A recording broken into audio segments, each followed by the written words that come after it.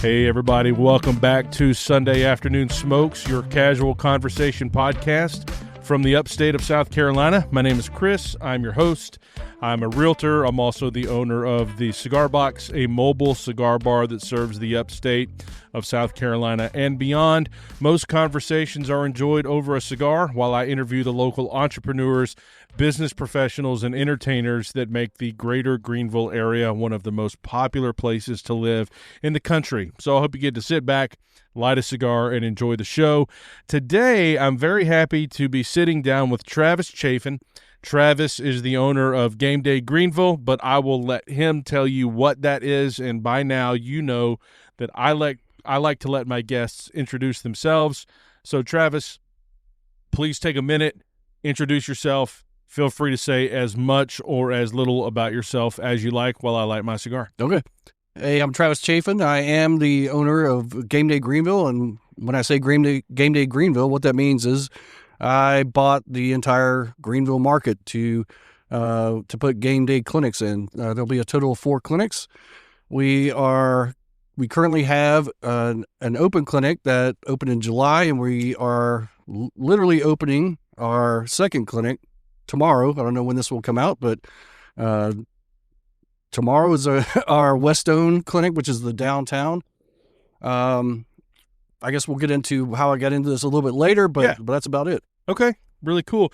No, this episode will be a couple of weeks out. Gotcha. So today we're recording February the 24th, Monday. So Tuesday, February 25th. The 25th. Your downtown clinic, downtown Greenville? Yes, sir. Downtown Greenville Clinic opens up. Dude, that's a big deal. Yeah. That's why I was so exhausted when I was emailing you. Yeah, sure. It's been a whirlwind. Okay. So. And so we have both, Travis and I, we've both lit up an Artista Buffalo 10 Natural. So this is a boutique cigar company down in Dominican Republic. This is an Ecuadorian Habano wrapper. So a Habano seed grown in Ecuador. It's an Indonesian binder. And we've got a tri-country filler from the United States, Dominican Republic, and Nicaragua. So we've got an interesting 5-country blend, and it's part of Artista Cigars' Rugged Country series, rated 91 by Cigar Journal and 90 elsewhere, though I'm not sure if that rating is applicable to this one or the Maduro or the Natural, or excuse me, this is the Natural, the Maduro, the Natural, or the Connecticut. Nonetheless, it should be a good smoke. What I'm getting right now, I'm already enjoying. It's fantastic. You're a pretty big cigar smoker. I am. And like I was saying earlier, before we start recording, probably too much for my wife to be happy with it. But I spend a lot of time outdoors, and anytime I'm out there, I need a cigar. So, yeah. Yeah, I'm with you. So, how many cigars a week are you? Oh my gosh. Let's say on average, it's at least 1 a day, typically 2 to 3 a day. So yeah. What would that be? Almost 20 cigars. Yeah. That's very regular. Yes. I am probably somewhere in the neighborhood of 3 to 4 cigars a week. I'm not daily, but I'm happy there. Yes. I'm happy in that 3 to 4 a week. I smoked a couple of cigarillos yesterday. I was at a bridal show up in Rock Hill, and so sitting outside. I didn't want to smoke anything huge, just didn't feel like it, so I had some nice cigarillos. Mm-hmm. And cigarillos are great. If you want a cigar but you don't have a lot of time, I mean, it's a 15-minute smoke. Right. 10 or 15 minutes. Yep. But it's still a cigar. Yep. So it worked out really great for being there. But this cigar right here, it's a box press. Do you like box press? I do. Yeah. They just fit well in the mouth. Yep. Yeah. They just have that. Very comfortable. Yeah. Very, very comfortable. But this looks to be more like what you might call a dress box press. It doesn't have like the hard corners on it. You know what I mean? It's very rounded. Yep. So from my reading, what I think I understand is, like the dress boxes that manufacturers will use, they're like those pretty much made of cardboard. Mm-hmm. You know, it's not like a legit wood box. Right. It's like those they're printed real nice, but it's cardboard. So they'll take a bunch of those boxes and stack them up and put them in a press while they're in the box. Oh, and really? Put them under pressure and get this kind of square shape versus the box press stuff that you see that has like the really hard corners. Yes. That's what I'm used to. Yeah, those are put in an actual like mold. Like a wooden mold, and they're left to sit, and then they're flipped and rotated for evenness and all that stuff. So yeah, they put them in a wooden mold. They'll make the cigar, then they'll force it into that mold and put it under pressure.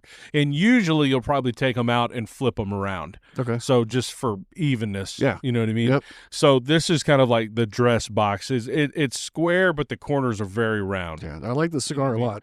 Yeah, you know, the cigar, it's burning great. You know, it's literally I'm a quarter of an inch in here, but the construction is good. The draw is great. It's burning evenly. They say we should have notes of chestnut and a bit spicy. I'm not getting a whole lot of spice. I don't know. No, I'm not seeing the spice yet either. Yeah. And that's fine. But it's still a fantastic tasting cigar. Yeah, it's got a great flavor. I haven't retrohaled yet, you know, which is out the nose. Right. Do you do that? I don't actually. No? No? You get a lot more maybe flavor I should try that it. way. You should. You know, it takes a little bit of practice.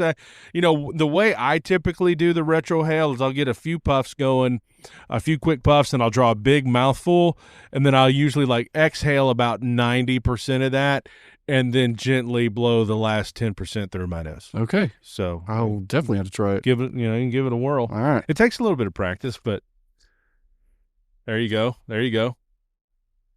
Mm-hmm. Yeah.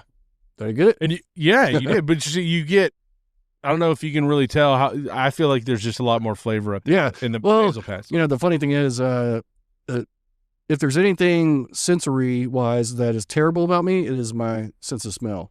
And my wife has an amazing sense of smell, but she can't hear with this shit. That's usually the man problem, because you can't hear. Yeah, well, that's selective hearing. Excuse. Yeah, selective hearing. That's the excuse. Yep. That's so you can't smell and she can't hear. And there you go. You're almost there. It's like that ancient Chinese proverb that blind wife and deaf husband make good marriage. Perfect. You know, yeah. but you've got the smell, not the sight. But anyway, so one thing I always ask my guests as we enjoy cigars together is where your cigar journey began. Like, how did that start? How did you get introduced to cigars? So lay it on me. Okay, so it's not a very pretty thing. I actually had a buddy who I smoked cigarettes for a number of years and quit smoking cigarettes. And I had a buddy that he really got into cigars and, you know, truly became a collector, had multiple humidors, and he would almost every weekend bring me a cigar to smoke. And at first, I think it was kind of the cigarette effects wearing off to where I couldn't appreciate the taste. And, you know, so it took me a little while. But then I started finding cigars that I really enjoyed and started to, you know, kind of really getting into it more and more. I really, where it kind of picked up was when I got into school. You know, I've gone back to school as a old man, and I would spend a lot of time outside, and like I was telling you earlier, and that's where I really kind of started smoking enough to find different cigars that I enjoyed, that I, you know, kind of experimented with. And, you know, I'm excited about this one today because it's one that I haven't smoked, and I'm always looking for new ones. Sure. But that's it. It's like I said, it wasn't pretty, but I really appreciate my buddy Mark for, my wife doesn't appreciate Mark for this, but I definitely appreciate Mark for taking the time to always kind of just keep at it with me and, you know, show me how wonderful it is, you know, to smoke a cigar. So, well, that's great. You know, smoking cigars, the flavor profile is certainly there, and you can explore all of that. But what I've found with cigars is you don't even have to care about how they taste. It's much more of a it's a mental place. It's an atmosphere. Absolutely. Absolutely. It's a just kind of a relaxation thing. Yes. And that's where really a lot of my appreciation comes from for Mark, is that it became a time for me to kind of stop everything that was going on, a time to relax, a time to kind of just, be on my own and, enjoy some downtime. And, the cigar just became kind of the catalyst for that. Otherwise I don't think that I would do it. Otherwise I would just keep going the way I'm going. But a cigar gets me to stop, and that's pretty cool especially with everything going on, to take an hour or two and just, to chill out and not focus on all these other things. It's pretty wonderful. Are you one of those guys that's just go, go, go, go, go? Yes. All the time? Well, right now, for sure. I keep myself pretty busy. I'll say that. I'm getting to the point to where I'm ready to kind of slow down a little bit. But yeah, it's I definitely am probably a go guy. Well, cigars, I mean, they are definitely they're the antidote to pedal to the metal. Yes. They are, because a cigar is not something you can rush. Yes. So it, by its nature, it is, let's kind of take the foot off the gas. Mm-hmm. Let's sit back. Let's just kind of slow the clock down a little bit. And we'll get into game day men's health here in a little bit. But as you know, I mean, one of the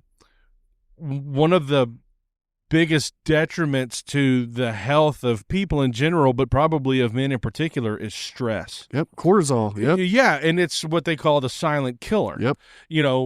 And cigars in your cigar time is a total antidote to stress. 100%. It's just, let's relax. Yes. Yeah. Yeah. There is no smoking, like you were saying, smoking a cigar. There is no, there's no rush.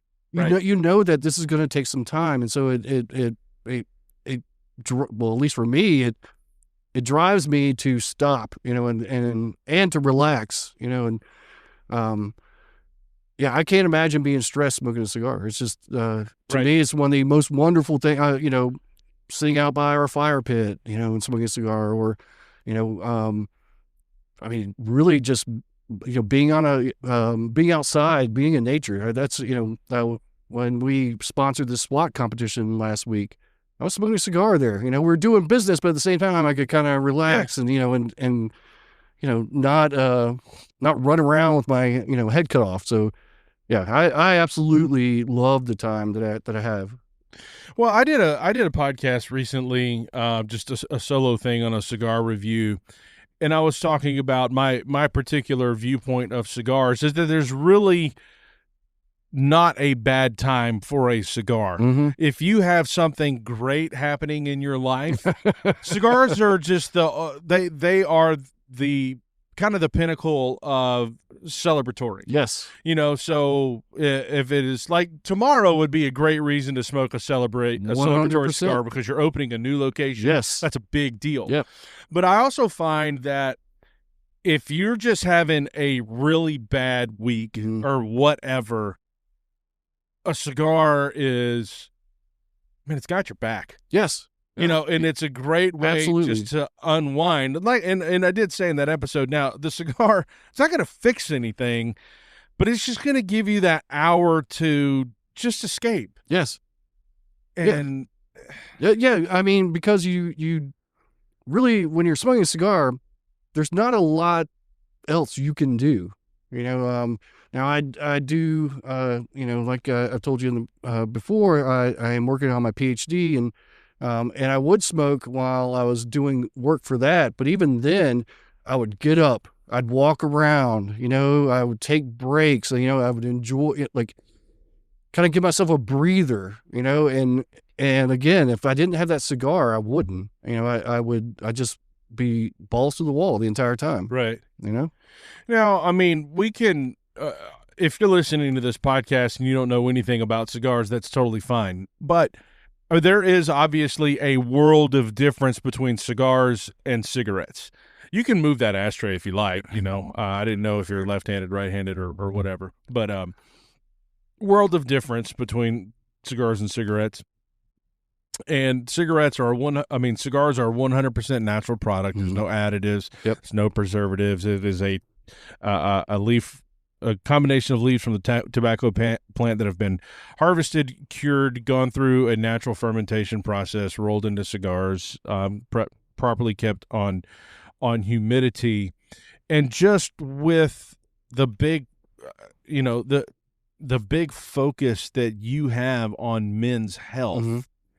The FDA wants us to think that all tobacco is bad and scary and horrible. Yep. And of course, but again, cigarettes have all of the preservatives and chemicals and additives and all this. Yes, cigars do not. And some of the latest studies, showing from the FDA admitting that basically premium hand-rolled cigars, there's virtually zero link almost between cigars and cancer. Yeah. And other health issues. Yep.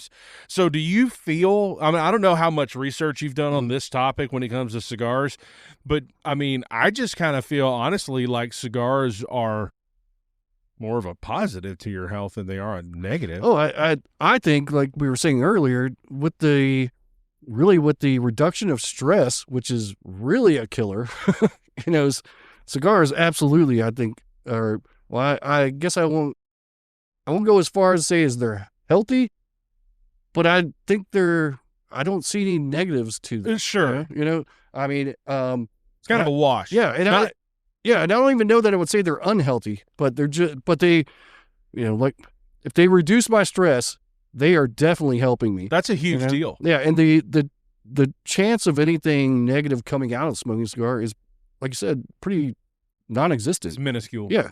Yeah. So, well, I don't know how much you can speak to this from you're not a doctor, right? I am not. Okay. No. So anything that Travis says on this podcast and anything that I say on this podcast, yes. This is not medical advice. 100%. Okay? Not medical advice.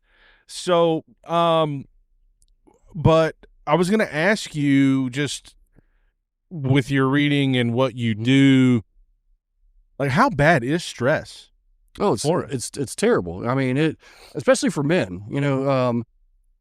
With men, stress. It's known that men carry more stress than women. And cortisol affects the heart. It affects the immune system. And when we're stressed, we're raising those cortisol levels. And if we're doing it constantly, we are literally killing ourselves, and it's all internal, we're killing ourselves from our natural processes, and that's crazy. Right? Yeah. Well, it seems to be stress is a difficult thing to combat because it's weirdly, it's not the result of a physical product you put in your body. Right. So if you have high stress levels, which is going to lead to dangerously high blood pressure and other issues, and the doctor tells you that you need to de-stress somehow, and they're like, okay, take a few weeks off of work, take a vacation, just do the things that you need to do to eliminate stress in your life, and you're under an inordinate amount of pressure from whatever, maybe it's business, maybe it's family, maybe it's a wayward children or a broken marriage, or maybe there's financial duress. There's literally almost endless possibilities for the source of stress. Man, you can still go on that vacation and you could be sitting on a beach in Mexico and that stuff is still in your head. Yes. And so how do you fight? How do you change that? Yeah, that's to me, unfortunately, a lot of the answers that are out there are medications, and that creates a whole nother host of problems. The medications are not, they may address your anxiety, but at the same time, there's all these other side effects that we know come from them.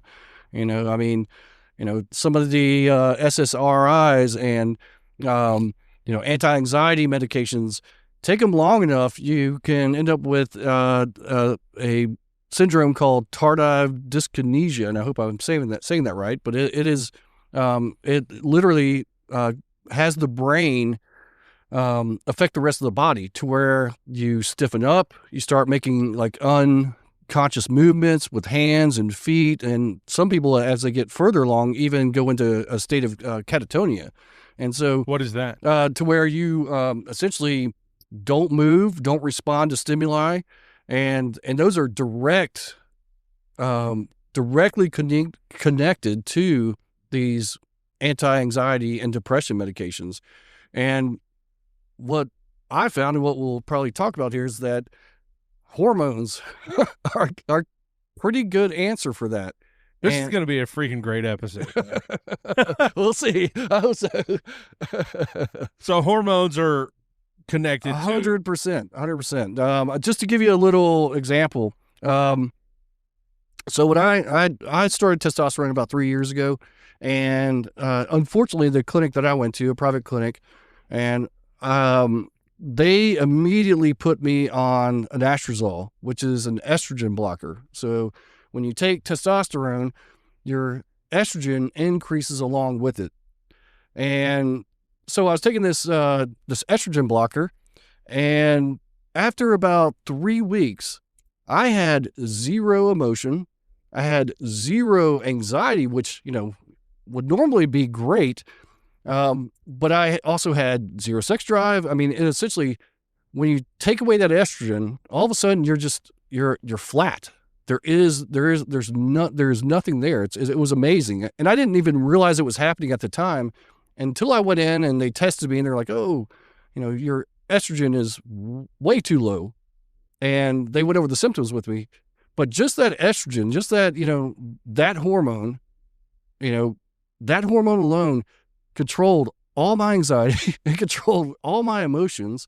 It controlled my desire. And it's amazing. Well, that gives me a little bit of insight. And I say this in full genuineness. I mean, I know that, as men, every man has a small amount of estrogen, but of course we're testosterone heavy, as we should be. And women are estrogen heavy for various reasons. And some of them are quite obvious, but I did not know that, estrogen is, look, I mean, I'm a fish out of water in this conversation, but I did not know that estrogen was linked to like the emotions, and just the all the things that you just said, so that, I mean, it is the running joke for men world history that we just don't understand women, and that they're highly emotional, but the estrogen is why, and so when your estrogen is way too low and you're just almost like a zombie. You feel like no emotions. That's perfect word. Perfect word, zombie.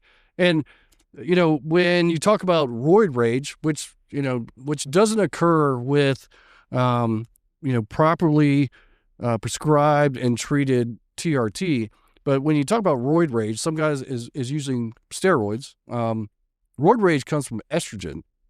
And what it is these guys are essentially overindulging in testosterone, and the estrogen is raising along with it, and they're not treating the estrogen, and that makes them extremely emotional, quick to anger, quick to have anxiety, so it's not the testosterone that causes the guys to do that. It's the elevated levels of estrogen. The estrogen is spiking to trying to keep up with to stay in proper proportion to the testosterone. And it's just making them nuts. Absolutely. That's it. Exactly. Because, I mean, we're just not designed to handle that level of estrogen in our system. No. And especially with the damage we can do as men, it's a bad combination. Yeah, the results aren't great. Yeah. Yeah. Wow. All right. Man, we got into some deep stuff already that wasn't even, scheduled. And that's totally cool. I do want to circle back to cigars for just a moment before we get into GDG. But and we'll get to your military service here in a little bit in the show. And if I'm not mistaken, there seems to be a very large cigar brotherhood in the military. Absolutely. And not just the military. firefighters, EMS, police officers, just all the first responder community, huge cigars. And, of Yes. course, I would imagine a lot of people come out of military and then go into those fields. Yes. And so Yep. just the cigar brotherhood Absolutely. continues. So when you were in the military, were you smoking cigars in the military or real cigarettes? Back then it was kind of like on the rare occasion. Back then, there were definitely Marines who smoked cigars. I mean, that was their tobacco of choice, I guess you could say. And really in the Marines, there were three tobaccos. There was cigarettes, dip, and cigars. And the cigars mostly would kind of come out after a fun night of, drinking, partying, that type of thing. We, kind of funny. It was almost like the stereotypical cigar smoker was usually like your gunnery sergeant. That was, I can still picture a couple gunnies from when I was in that, even we would do what we call humps. Essentially it's a hike with all your gear. But I have a picture in my head of one of our gunnery sergeants when we take a break on the hike smoking a cigar. So Man. yeah, it is definitely there. That's a level of commitment to whip out a cigar in the middle of a break on a hike. It is. Yes. That doesn't seem like the ideal situation to smoke a cigar. Not, but gunnies, man, they are the backbone of the Marines, and they've been there, done that. So if anybody should do it, it's them for sure. Well, let me say, just for me personally, I appreciate your service to our country. Thank you. Yeah, man, I love our military. I'm a huge patriot. I love this country, even with all of its ugly spots. Yes. I love the United States of America. Me too. So I appreciate your service to our country, man. It means a lot, and I have some family history, military there. How long were you in? I was in 4 years. Okay. 4 years. Yeah. I happened to meet my wonderful wife while I was in. Unfortunately, the divorce rate in the Marine Corps is about 75%. Wow. Yes. Well, we do a lot of stuff overseas. Yeah.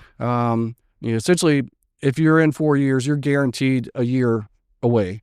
And I kind of saw the writing on the wall. And luckily, when my 4 years was up, I won't say luckily that I got out, but I made the right choice. I've been married to this woman now for 24 years. So, but it was time that I look back on fondly. I definitely, there are times that I, even, wish that I was still in, but that 4 years was enough. Yeah. It was the right move for you at the time. Absolutely. Yeah. Yep. That's awesome. All right, man. So before we get too deep into Game Day Greenville, which from here on out, I'll probably just call it GDG because Game Day Greenville is a mouthful. Mm-hmm. Before we get too deep into Game Day, maybe I'll just call it Game Day. Tell us what it is, how people can follow Game Day on socials, and how they can get in touch if they need the services you provide or want a consultation. Okay, so I'm going to have to pull my phone out because I am not the social person, but I will tell you that Game Day is a men's clinic that we specialize in testosterone replacement therapy, erectile dysfunction treatments, weight loss, and vitamin and peptides for men. Now, we can see women, but we would only see them for weight loss or vitamin and peptides. We don't go into the hormone arena with women. Really, the idea behind it is that men are typically, if you start putting obstacles or barriers or any type of pain point in medical, going to see a doctor, or taking care of their health, men will often use that as a reason to not do it. And so Game Day was created to take all those pain points out, so that we have and also, let me say this, it was also created to treat men like kings when they're with us. There's a lot out there to where men aren't necessarily thought highly of in a lot of aspects, and Game Day is the opposite of that. We're dedicated to men. We're dedicated to them feeling better, but we're also dedicated to them, whether they sign up with us or not, having some knowledge about their health. So our socials, let me just jump on that. So I pulled it up. On Facebook, we are at Game Day Greenville, and then we're also at Game Day Downtown Greenville. And then on Instagram, we are Game Day _Greenville SC, and we're at Game Day Downtown GVL. Okay, so you have 2 separate Instagram for each location. Accounts, yes. one for each location. Yes. Yep. Okay. So when you say, you treat men like kings when they come to game day, and I understand men we just don't like going to the doctor. Yes. We just don't like going to the doctor. 100%. So lay it out for us. Mm-hmm. If we walk into Game Day Greenville, mm-hmm. what Tell me, like, you're going to treat me like a king. What does that look like? All right. So when you walk in that door, we're going to know who you are without you having to tell us. We only schedule there. We have competitors in the area, and we're much different than them. And that kind of goes into this. We don't stack appointments. The hour that you schedule for is dedicated to you. It's dedicated to that guy. You're not going to be in the waiting room with women and children and a bunch of other guys. We want that time dedicated to you. So when you first come in, we're going to know who you are. We're going to, greet you, and then we're going to offer you, we actually have drinks and snacks right there. Often I will actually walk out there and grab a drink for the guys and give it to them. If a guy, we had a guy come in, and we had Black Rifle coffee for a while in our coffee maker, and then we didn't. And he came in and told our front desk, tell Travis, we need Black Rifle coffee. Don't let it upset me. So I went out and got him Black Rifle coffee. When he comes in, he gets Black Rifle coffee. And that's just, kind of the small little things we do. Well, that means that's a big difference. Yeah. I mean, we that's showing you care about your people. Oh yeah. And I can tell you that when we talk to you, we are, either mentally or literally in our system recording information about you that's important. Like your son has a karate tournament coming up. When you come back in, guaranteed, we're going to ask you, how'd your son do in that karate tournament? Yeah, that's great. And we just really want guys to know that we are focused on them. We're in a business, and we want to make money as a business, but that is not our sole focus. It is really about treating guys well, because I really feel there's a lot of instances where we're not. We're thought of as, we have this toxic masculinity BS that's out there. The world is what it is, honestly, because of men, and not to say that women don't play a part in this world and have a very important part, but we can't just dismiss.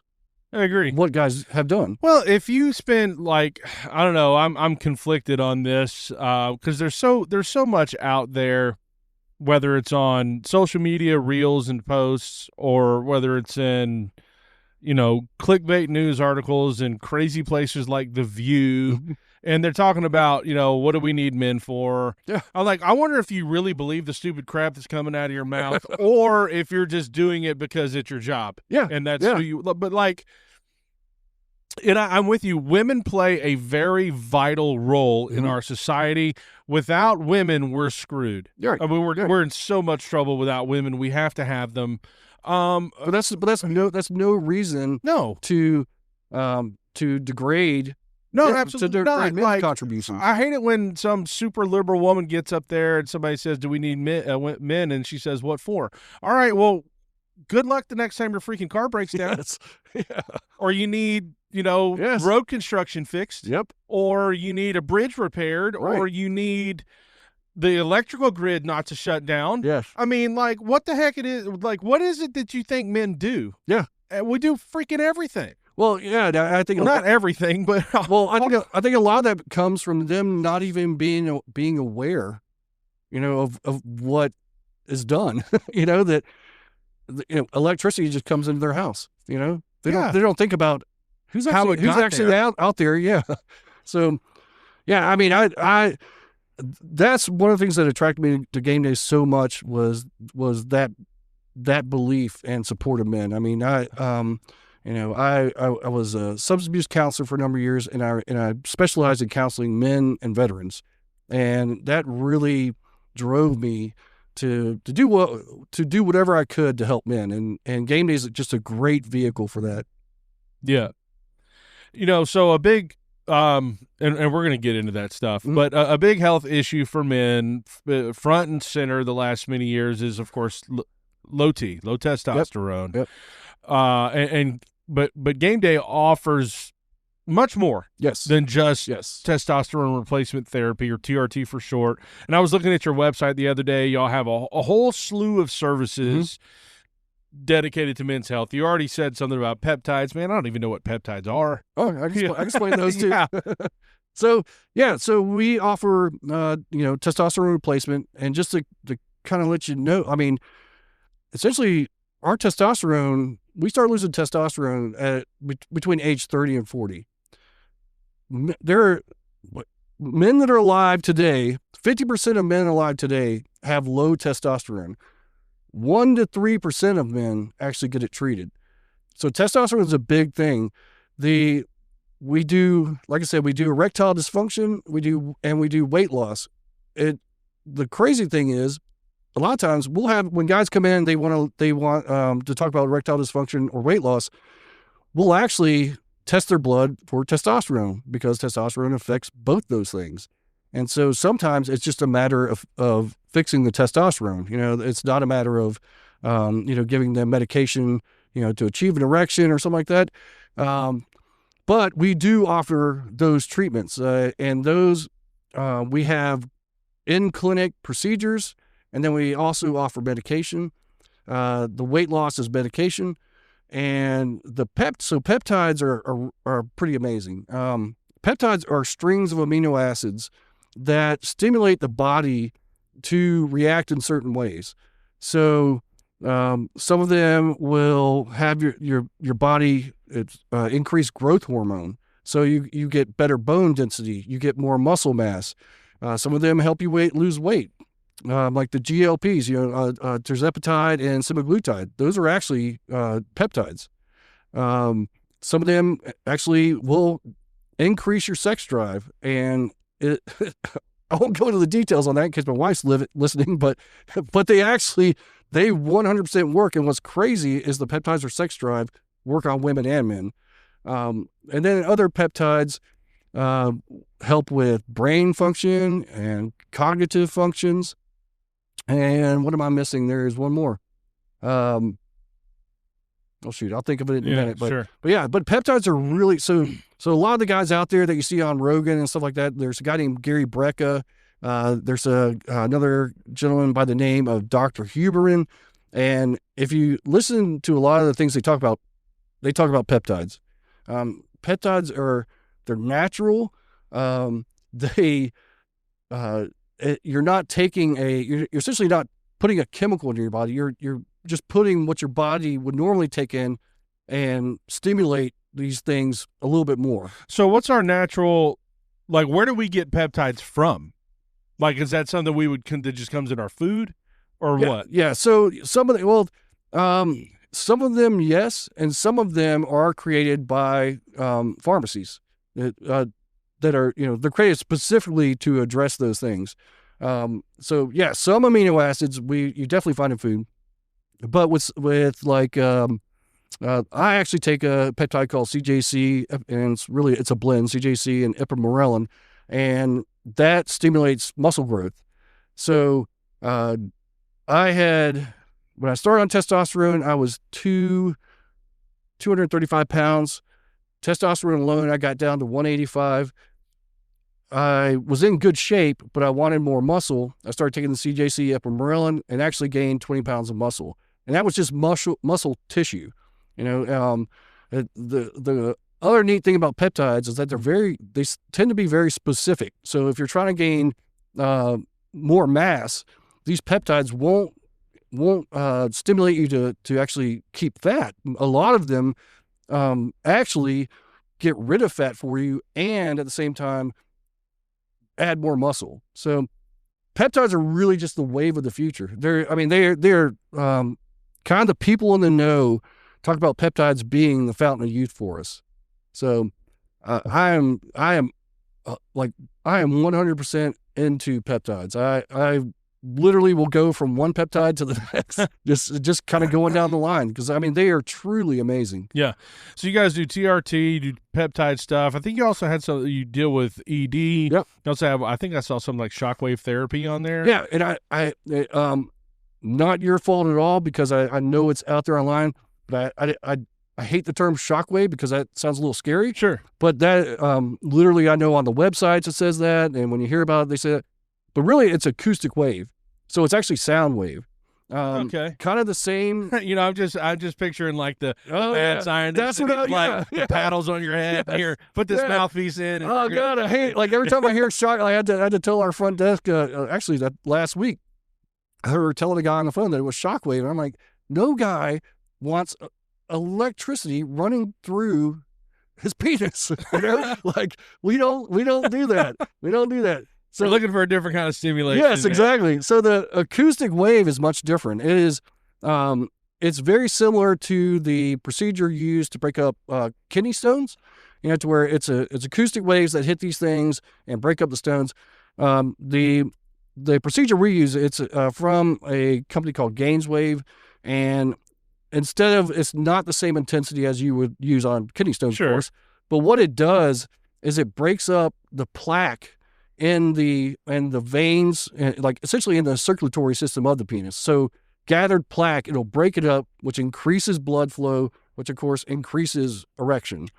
And it typically, within 2 to 3 sessions, there's an 80% success rate. And really the 20% that are not successful are usually because they have psychological issues that are also contributing to the inability to achieve an erection.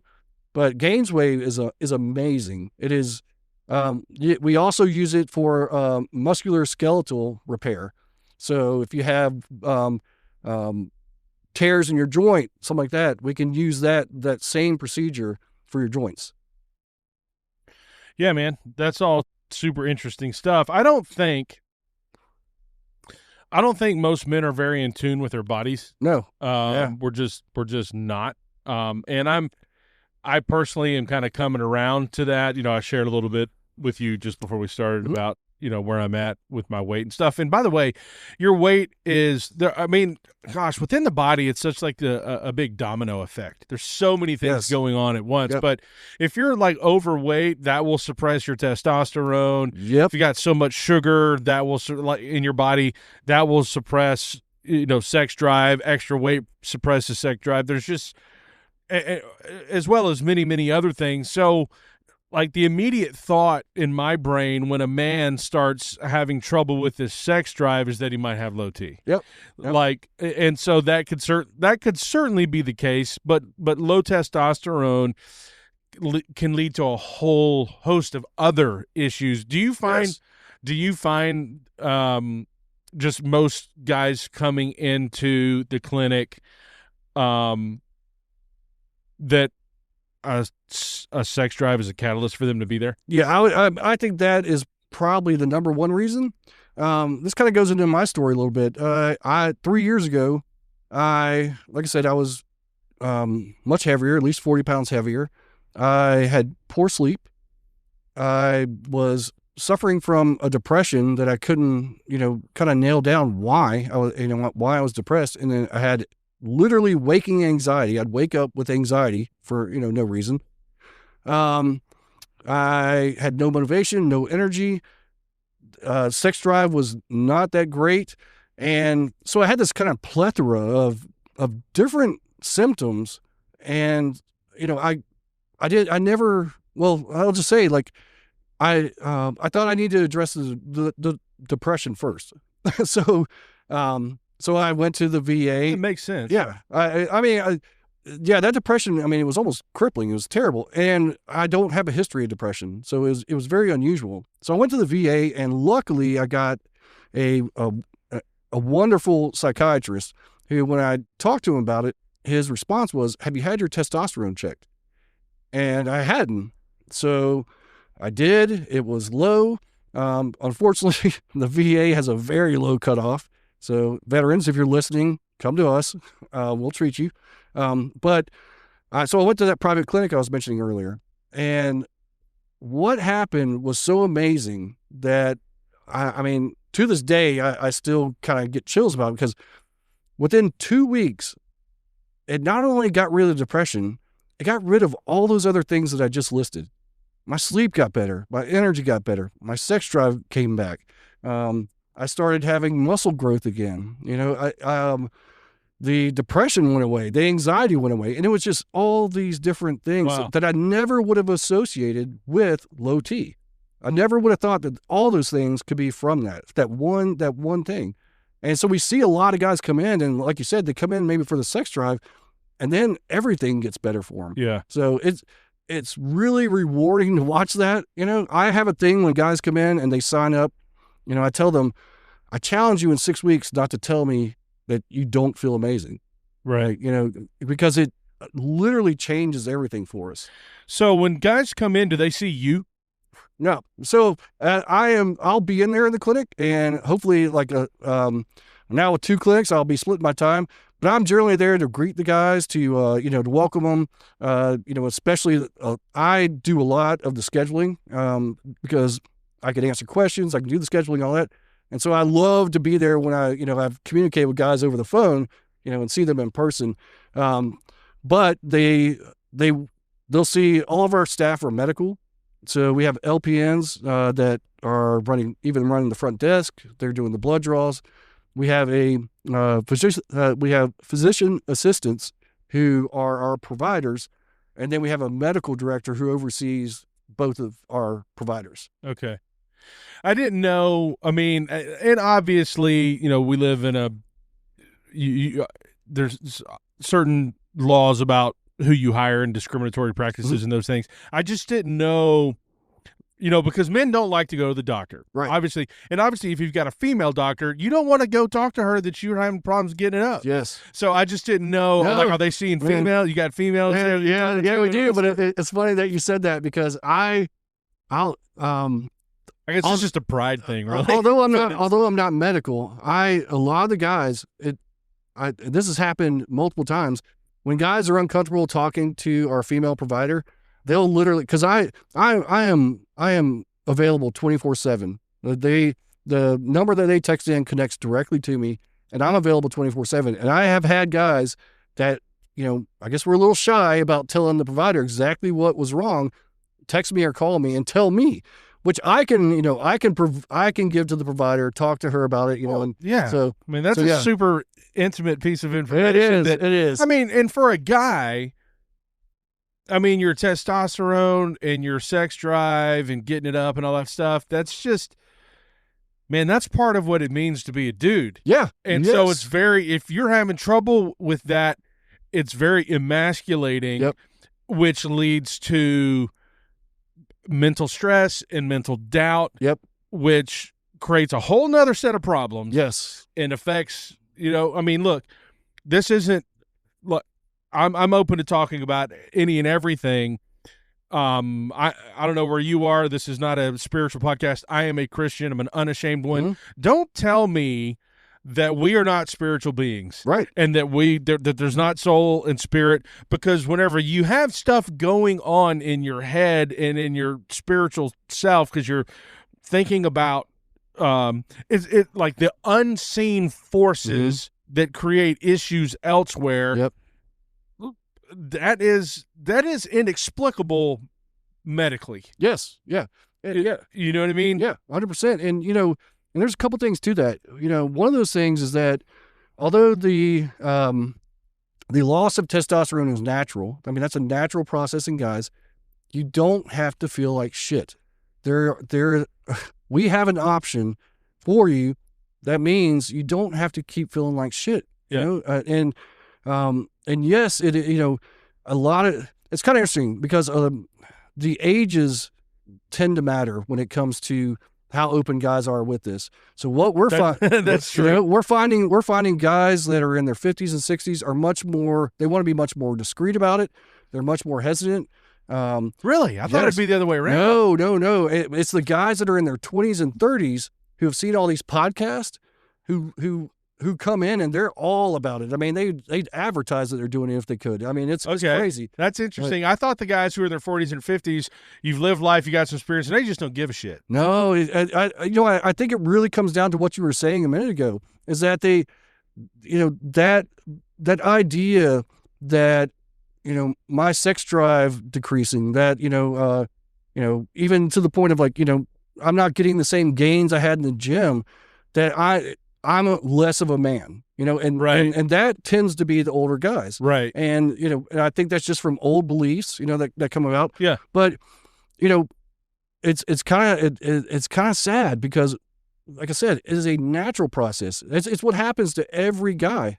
And what I love is that, man, I feel like I'm 30 again. I'm 53. Okay. I feel like I'm 30 again. And if there's any message I want any guys to hear from what I'm saying, is that there's no need to feel terrible anymore. Sure. And I promise you that if it is testosterone related, what we do will make you feel wonderful. Yeah. And it is just one of the coolest processes I've been a part of. Like I said, I just, when I got into this, I did it.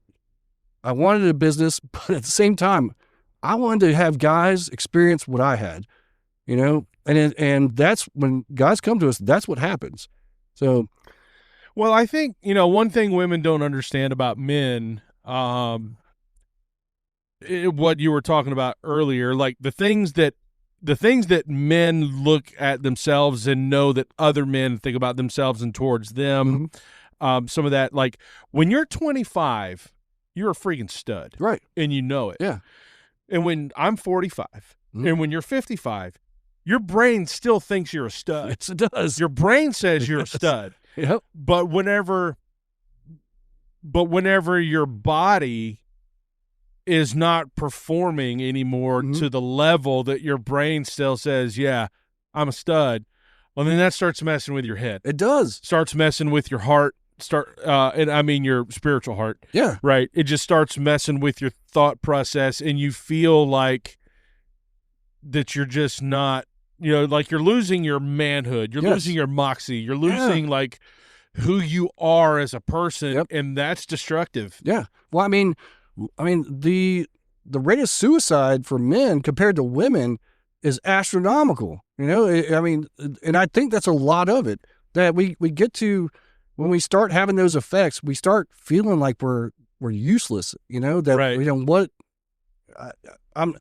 I can't do what a man is supposed to be able to do, and when you have no purpose, why do you stick around? And, so I'm totally in agreement with you. I think it, for me, it has increased not only the physical part, it has also increased the emotional part, the psychological part, but also, like you were saying, the spiritual part. Because I feel like I have a purpose again. Yeah. And I feel like, in spirituality, I think there's a huge component of service and giving. And when you have that energy back, when you feel like, I can do these things again, you're much more likely to help others. Yeah. Mm-hmm. Well, there's a passage in the New Testament where Jesus, the disciples, they're busy serving people, mm-hmm. right? They're providing food. They're just helping people. And Jesus says to the disciples for them to come apart and rest a while. Mm-hmm. It's time. Like you can't continue to wring water out of a dry sponge. Right. You know what I mean? So he needed the disciples and probably himself too some. You guys got to stop and rest yourself and take care of yourself. Otherwise, you're not going to be any good to continue to serve. Yep. So as a man, if you're working hard, you're doing your thing, you're providing for your wife, you're taking care of your children, it's your business or whatever, you get to the point to where your body is beaten up and mm-hmm. it's worn out. And if you don't care for that thing, yep. If you don't care for that machine that is your body, you're not going to be able to continue to serve your family to the best of your ability. Man, 100%. I believe you just nailed it, and that's what's that's another part of what I love about this. Is that this helps us reconnect with our significant others, our children again. When you don't have any energy, when you feel like when it's a struggle just to get out of bed, relationships are gonna fall apart. Yeah, they're gonna falter. 100%. Yeah, and so even the small, not small, but because it's pretty significant, but just the aspect of sexuality, just that part can kill a marriage, dude. And if you don't have the energy, let's say that that's not the issue, but if you don't have the energy to even to put yourself into the relationship, as much as you should, it's not going to happen. Well, when you're struggling with your sexuality as a man, and look, I have been through all of that. I had a blood draw last June or so, about the time I started kicking off.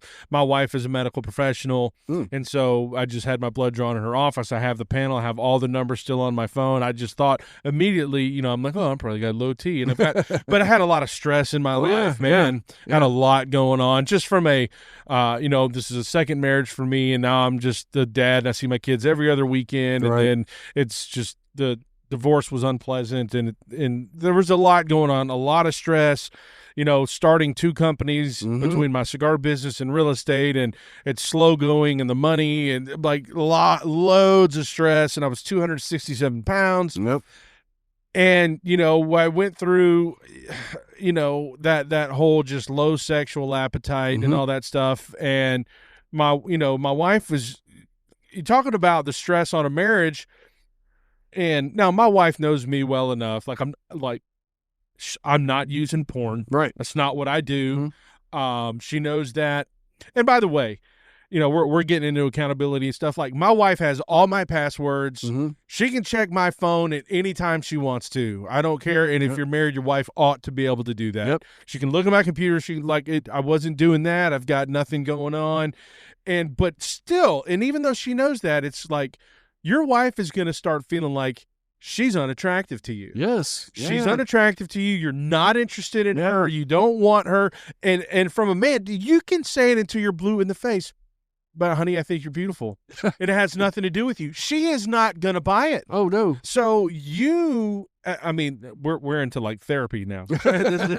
Like, you as a man, you better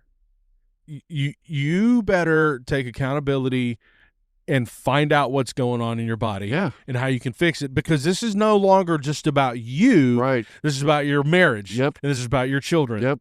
Do you know what's funny, Chris? When we first opened our first clinic, we started having guys come in with their wives. Now, definitely the majority of guys that come in, they come in on their own. But there were quite a few that started coming in with their wives. Every guy that came in with his wife joined. And I think because what happens is, when the wife was there and they would sit down with our clinician and talk about symptoms and what's going on and what their goals are, in doing this, the wife would keep the guy accountable and would say, when, maybe our clinician would ask, do you have low energy? Oh, no, I'm doing all right. And then the wife would say, no, hang on a second, so every guy that came in with his wife joined. And I think that kind of says a lot about, how important this is in a relationship, I loved it that these women were recognizing, hey, I love my husband, he's the man, he is a man, he's the man for me. There's something wrong here, and it's not his fault. Right. And would come in with them, to support them. It's a really cool thing to see. Well, I think any woman that is a wife, and that is a good wife, she wants a strong husband. Right. She wants it. Yep. She needs it. Yes. You can. We can. That's a whole rabbit hole. Yeah. And we can go down it, but that is the way things are designed to work. Yes. That's how it's supposed to work. Yep. And so if something's just out of whack, it just throws the whole freaking thing off. Yeah.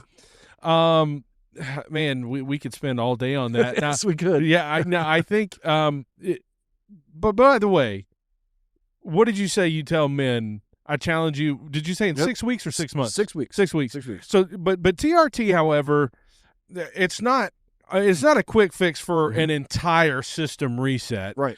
Like, do you feel like men who come into the clinic have the idea that if they just boost their T, that everything will get back to normal? Or, I mean, looking at what you're offering, it seems like you're trying to look at men from head to toe. Yeah. So, we do have guys that come in. I think the only unrealistic expectation that I've experienced not often, but I guess the most is guys that expect it to change overnight. Overnight, yeah. And and really this is a process of building up the testosterone in your system.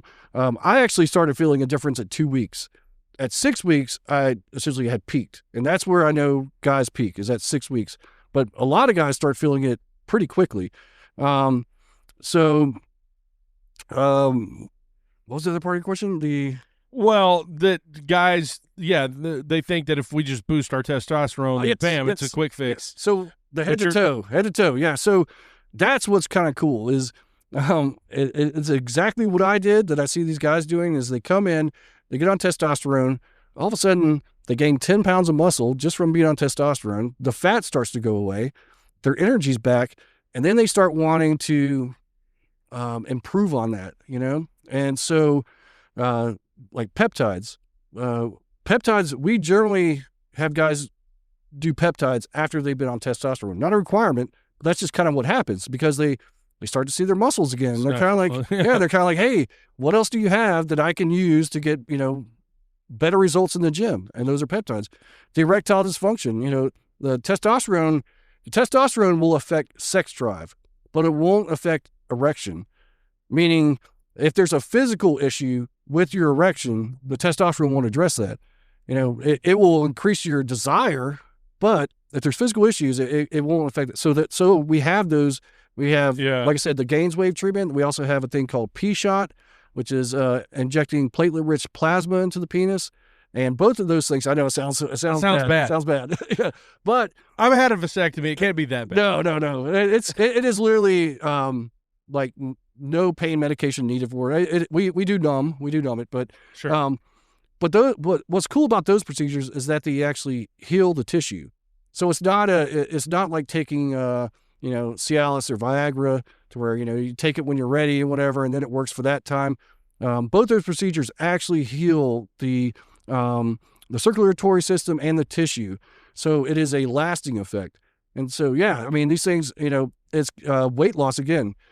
Same thing, they come in, they start to see a little bit of weight come off from the testosterone, and then they want to go the rest of the way. And so, yes, what's cool is that we not only do that within our clinic, we also have a lot of community partners, like my friend Jackie and Jeremy Yadesco own Full Auto Fitness, and we'll send guys there. We have we have like a lot of community partners that when these guys are wanting to do something more, I can get them to the place they need to go. I have, physical therapists on hand, Dr. Austin Pack. He's a great guy. If you're listening to this, Austin. And just, so we have a ton of answers for him. If we can't provide it, I have the avenue for them to do it. Yeah. Well, you mentioned to me yesterday that you really wanted to talk about how you want Game Day Greenville to be a huge contributor to the community. Yes. So is that kind of what you're talking about right there? So not only in the business community, what's been amazing is, I was telling you earlier that my wife and I are from Atlanta, and we have wanted to move to Greenville for a number of years. We're in the process right now of doing that. But we really made an effort to connect with people, and it started with businesses in Greenville. Like our grand opening, we had 50 people, which was huge. We didn't know a soul when we came up here and opened the clinics. We now have so many friends, so many people that we're all looking out for each other. We're all willing to help each other. But not only that, we're very my wife and I really want to contribute to, the SWAT competition that we sponsored. It was a competition, but at the same time, it provided them with training they can't get anywhere else, and our contributions help pay for that. We're sponsoring the American Cancer Society here, local in Greenville. We want to. Well, we're in the process of sponsoring their Walk for Life. We just kind of everything that we can kind of find to really just bring us into the community. We want it, and we're looking for it. So yeah, it started with businesses, but man, it is super cool that those business connections have put us in places to where we can help with, help with things that we never would have thought of, So, I love the Greenville city. I love the people. I won't waste time and go into some of the experiences I've had compared to Atlanta, but they have been phenomenal compared to the things I've experienced in Atlanta. So, well, that's awesome. Well, you're making a lot of different connections that you have just not come into Game Day Greenville for this and that and the other, but if you're helping people find, hey, we've got a good reputation with this gym over here. Yep. We've got this doctor friend. We've got this chiropractor friend, this massage therapist, or this whatever. Yep. So you're creating a network that just kind of helps people, men in particular, of course, but just with their health from, as I said, head to toe. Yes. Come see us to get some of these things in order, but we've got people that we can recommend to you to help you with other parts of your body. Yes. And what's cool is that we all provide discounts. So essentially it's referral discounts, and not only to encourage the other businesses to send them our way and for us to send them their way, but really because we want to make that community, we want all those connections to work together. Yeah. All right, man. I'm going to stop and take a break because I forgot my water inside and I kind of need it. So we'll be right back. All right. And we're back.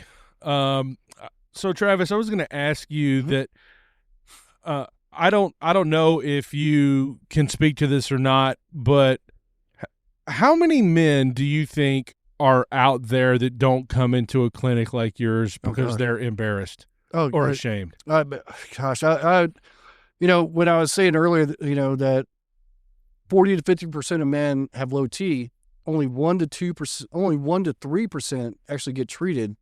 I would propose that the issue isn't accessibility. It is literally the idea of being embarrassed, or that, like we were talking about earlier, that if I go do this, I am committing to the fact that I am not the man that I should be. It's almost it's kind of weird because we definitely have guys that I talk to about this. It's kind of nice sometimes to employ those counseling skills that I had in the past, but but talking to them about the idea that not addressing it doesn't make it not real. It's still there. It's still there, man. You can dance around it as much as you want, but the issues are still there. And really, the biggest part of this is the stigma of low testosterone, meaning we're less of a man, needs to go away. And that's what I think. What I was saying, we have the older guys are the ones that come in and they're kind of hesitant, but it's the younger guys who are, they're all about it. I mean, they are, chomping at the bit to do it.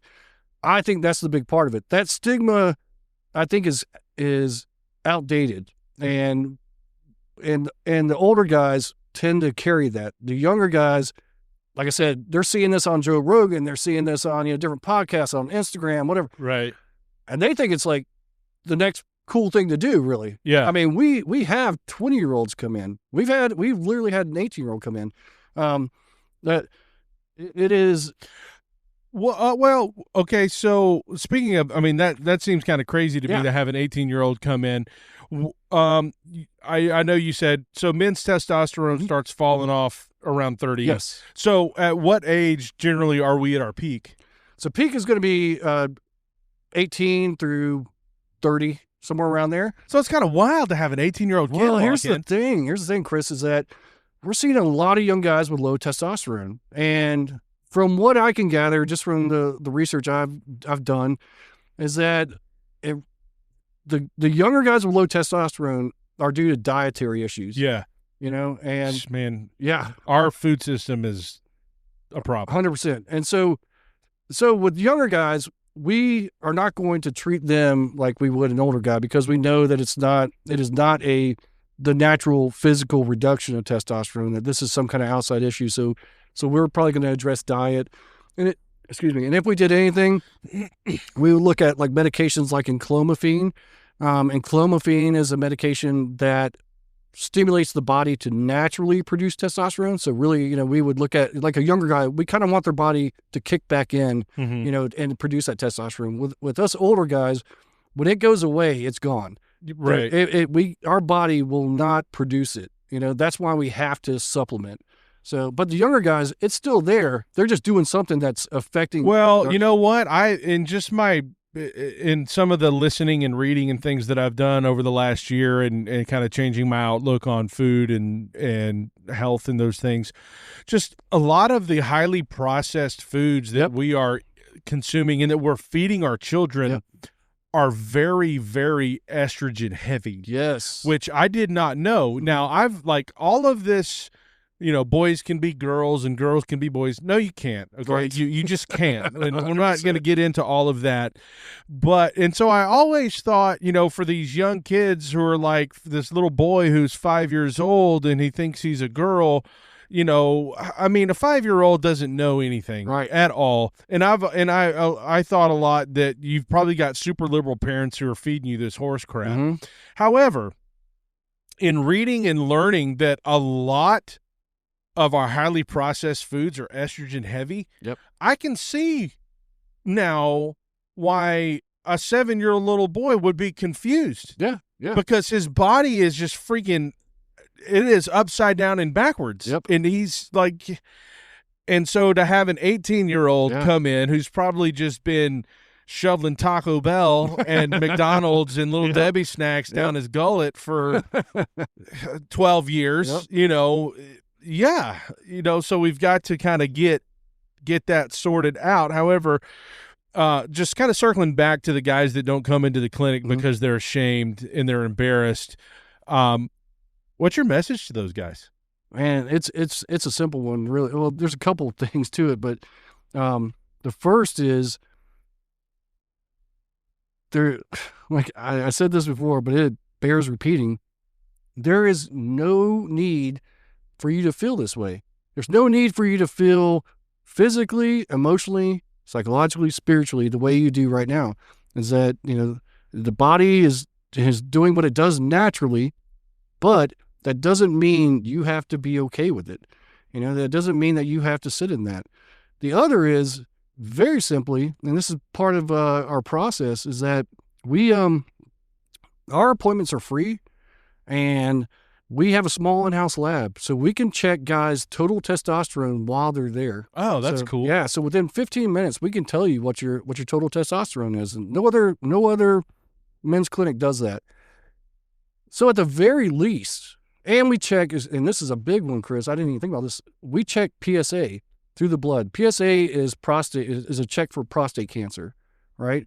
So that's the kind of situation you said testosterone will not address. Right. So if you have a prostate issue, testosterone's not going to help that. Yeah, we can't. Well, we check it. We check it for two reasons. One is altruistic, and one is medical. So the medical part is that you can't prescribe testosterone if a guy has elevated PSA, meaning that he has elevated PSA.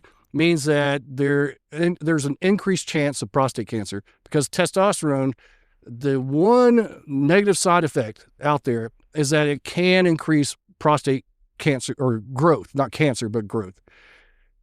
The altruistic part is that every guy should know whether they have prostate cancer or not. Yeah, you should know that. Very simple, So So these guys, my message, like I said, would be you don't have to feel this way, but at the very least, come in and get your numbers. You deserve to know your numbers. We're not going to charge you a dime for it. Oh, dude, that's freaking awesome. Yeah, so come in and get your testosterone numbers. You get a free check for prostate cancer, and you don't have to do it the rough way. We do it through the blood. And so come on. Even better. Yeah, so come on. I mean, well, why shouldn't we know? Women have mammograms all the time. 100%. Just to make sure that the tatas are in good shape. 100%. You should do the same thing as a man. Absolutely. Yeah. And that's great, man. Get over to Game Day Men's Health in Greenville. Get your numbers. Find out about your prostate for absolutely free. Yep. They're not even like they just want to help men. 100%. Man, that's freaking awesome. And I think that we have a massive problem with men's mental and emotional health in our country. Yes. And we're taught, this is part of that whole manhood psyche, right? Mm-hmm. We are taught, I'll get to it, but, I think there probably is something to it, but, we can't afford to have a bunch of limp-wristed mamby-pamby men. No. But we're taught from a young age that we should be tough, walk it off, don't cry, rub some dirt on it, suck it up. Our habit as a man is to internalize everything. Yes. And all of that to an extent is true, but at some levels for a man, that's necessary. But men struggling with their health, whether it's mental, emotional, or physical, does not make strong men. No. And I know, we need so many things from the men of America right now. And for one of those things is for men to be solid. Yes. Coming from military, substance abuse counselor, now Game Day Men's Health, 2 locations in Greenville. You've seen so much. And what are you seeing that the men of the upstate need? Man, I believe that inherently the men of the upstate have the ability to be exactly what you were describing, to be men, to be solid, to be, guys who are not only taking care of their family, but taking care of themselves, taking care of the community. And it may be just a simple answer. It may be a simple answer of testosterone. I hate to keep repeating testosterone, but the answer may be so much easier than what you think. Well, like I said, my experience was I went to have my depression checked on, and it turned out it was testosterone, which changed all the bad things that were going on physically, emotionally, spiritually, psychologically. Why not give a simple solution a shot? Sure. Instead of going to see, go see a therapist. That's wonderful, and see your primary care and all that. Man, maybe there's just one thing that might help you, Yeah, and it doesn't hurt. Yeah, absolutely. On your website, it lists that the benefits of Game Day Men's Health with TRT, enhance energy levels, increase motivation and confidence, promote fat loss, promote restful sleep. People underestimate how important good sleep is. Oh gosh, yeah. Your body does most of its healing work while you sleep. Yes, because it can finally focus. It doesn't have to deal with all the stimuli we have, where our eyeballs are taking in everything. Yep. Your ears are taking in everything. So you're totally unconscious. Your body is able to focus on everything else. So anyway, promote restful sleep, boost sex drive, support muscular growth and strength, improve mood. Mm-hmm. Are men? Do you think are men connecting the dots that all of these conditions are intertwined? No, 100% not. If several of things are in the negative, or God forbid, all of them, you're just in a death spiral. Yes, yeah. That you literally. Well, if you take the opposite of what you just read, that's where I was 3 years ago. That is where I was 3 years ago. The very opposite of what you read, and I am working on my PhD. I'm very research based. I think I'm a pretty decently, intelligent guy. I never would have connected those to testosterone, And when the VA psychiatrist asked me if I had it checked, and I'm sitting there in front of him, trying to get him to help me with my depression, even then I was kind of shocked, well, why would I do that for this, Yeah. So, yeah, I think when you asked earlier, if guys come in about their sex drive, that is probably the primary motivating factor. And if they only knew that these other symptoms are definitely associated with guys over 40 and low testosterone, I think we'd have a lot more guys. We'd have higher than that 1 to 3% getting treated. Yeah. Well, this is a very young podcast, but we'll blast it out there when it goes public. And of course, I'll tag you.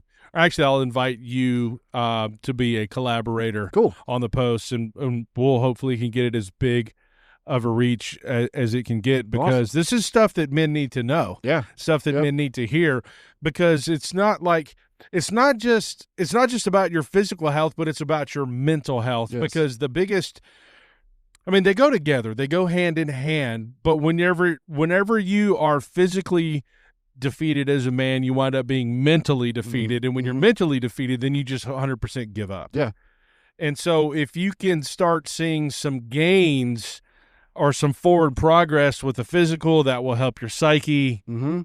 It's just, it's a cyclical effect. Yeah. Well, I love that you brought up the spiritual aspect, because I think it is that it definitely, all those things you just listed affect the spiritual, Yeah. And like, I consider myself a rather spiritual person years ago.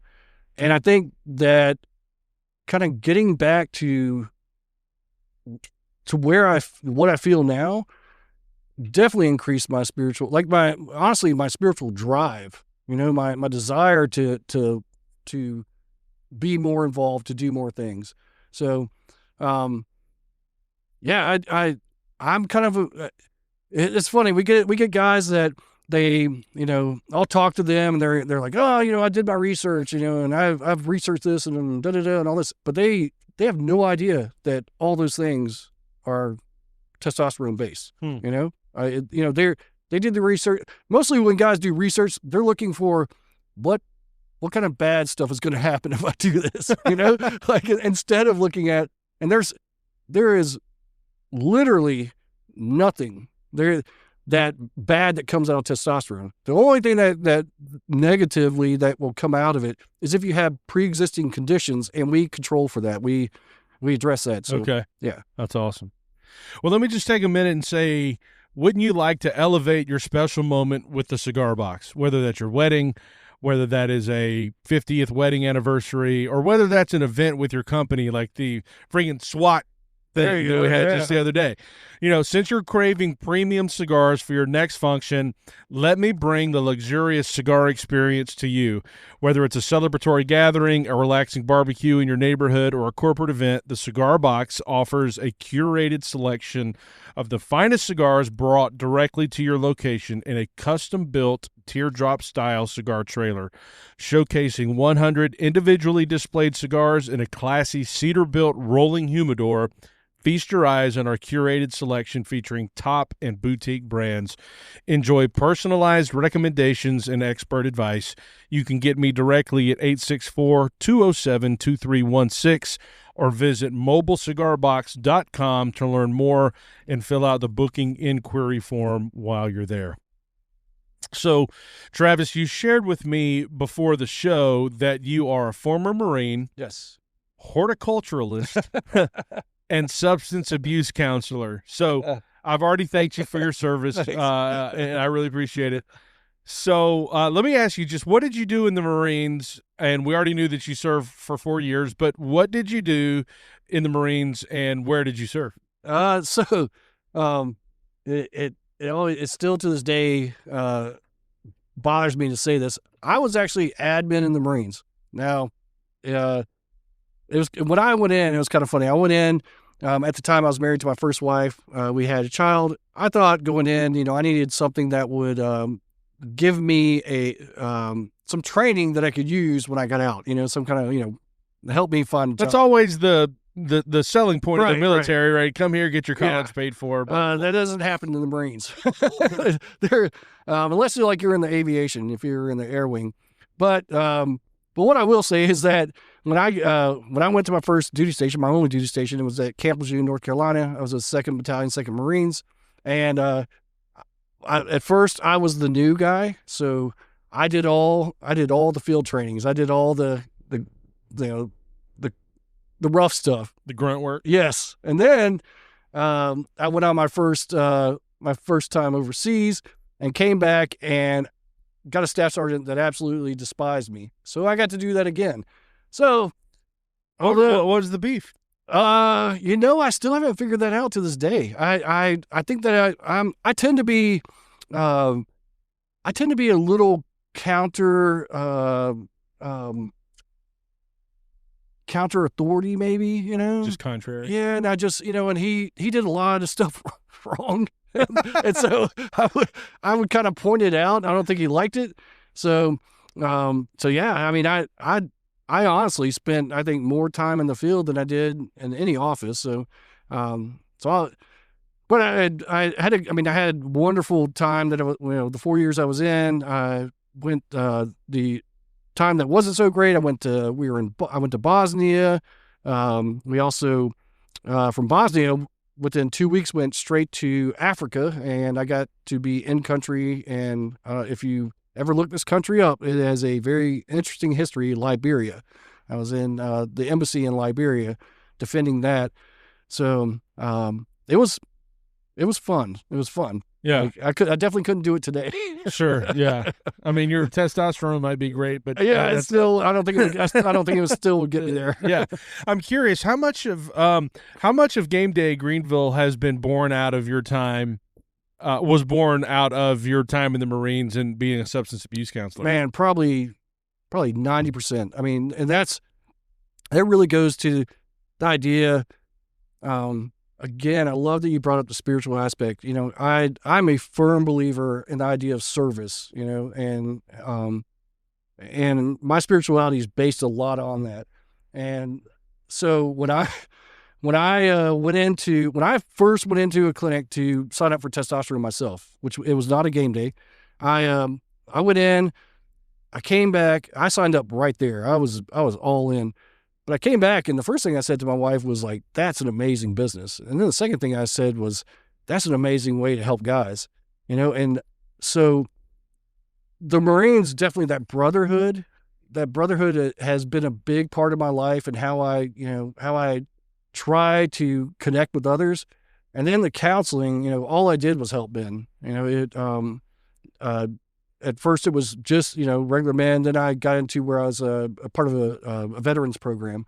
But that's a huge part. That is what, to me, makes this entire business enjoyable, because I'm not a business person. The reason why I have such a varied career is because I kind of have this, I don't know if it's ADHD, but I love to learn something and be involved very heavily, and then something else catches by, I'm not, and so a business is something kind of out of my wheelhouse, owning a business. But the fact that I'm doing something that I love, that I'm helping guys, that I've enjoyed in all those other things, man, it's natural for me. I feel like I was made to do it. Yeah. Well, that's interesting. My next question, I mean, I guess it's almost already answered, because you shared with me before the show, and you even mentioned it earlier, that you and your wife have been wanting to move to this area for a long time. And then, of course, going into the clinic and getting yourself some help and seeing the benefits, it was just kind of a no-brainer then, right? When it's I'm looking at moving to Greenville, I've been up here, and there's nothing like this around. Yep. I mean, that's just kind of like I was going to ask you, what ultimately led you to say Game Day Greenville is something this community needs and something I need to do, but it just seems almost. Yeah. And I'll tell you that the confirmation is that we typically stay booked, sometimes 3 weeks out, but at least a week out. So the guys around here, have definitely need it. I mean, they are, they're showing us that they want this, and I love it. I'm so happy that it turned out so well. It was kind of funny because where I'm from in Georgia, there are 3 or 4 within a mile or two of me, and they're the only, I won't say who it is, the only competition here. They're far away. Yeah, and they do a bunch of. So you have clinics in Georgia too? No. Oh, but okay. we did look at Georgia, just to there are areas down there that would be really really good for business. But I really feel like something guided us here. That the Greenville market was wide open. And Well, that's what you want. the sign was there. Yeah. Yeah. So, That's awesome. Are you still involved in substance abuse counseling? I not in a sense. I still maintain contact with a lot of the people that I've known, and I still to this day get phone calls from guys who know that I was a counselor, asking for help, and I point them in the right direction. I get my wife has an extensive family, and whenever something of that nature happens with one of them, I generally get a phone call. So I definitely have connections still in the counseling field, substance abuse field, but I would love to this would be something that I would love to kind of again contribute to with game day. Is trying to find something that either I could help with as a person or monetarily, but my time as a substance abuse counselor was so meaningful to me. I mean, it really impacted my life tremendously.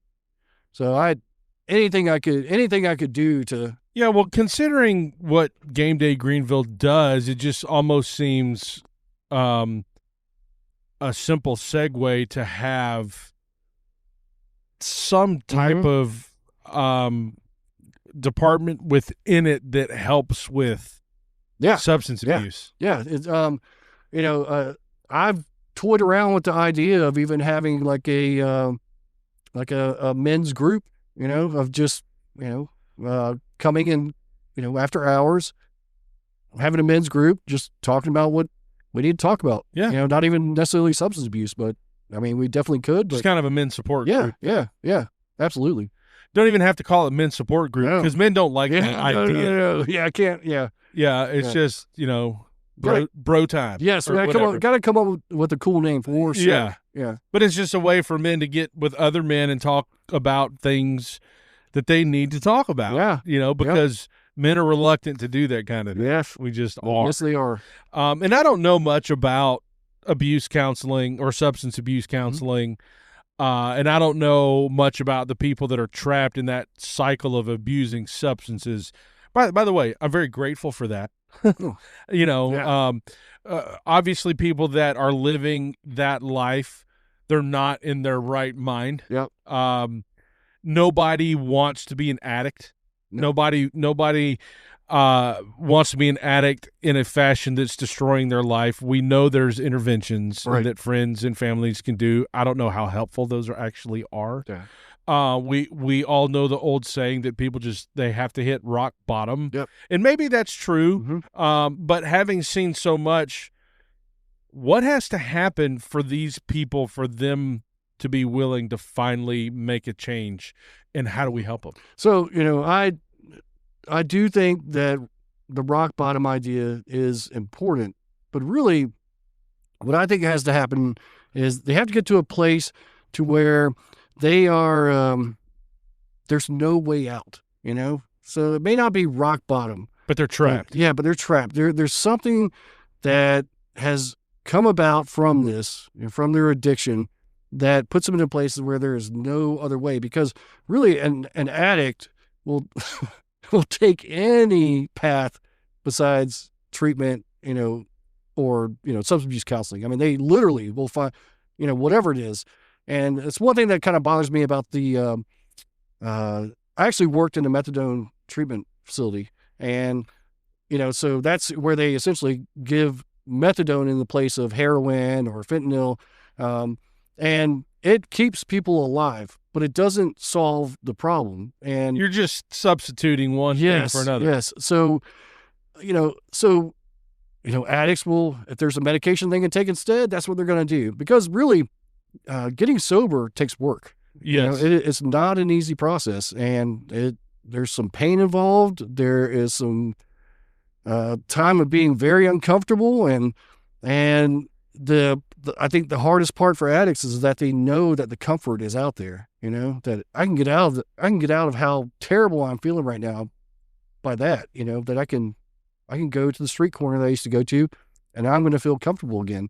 So that's why I think they have to be trapped, that they have to understand that that's no longer an answer,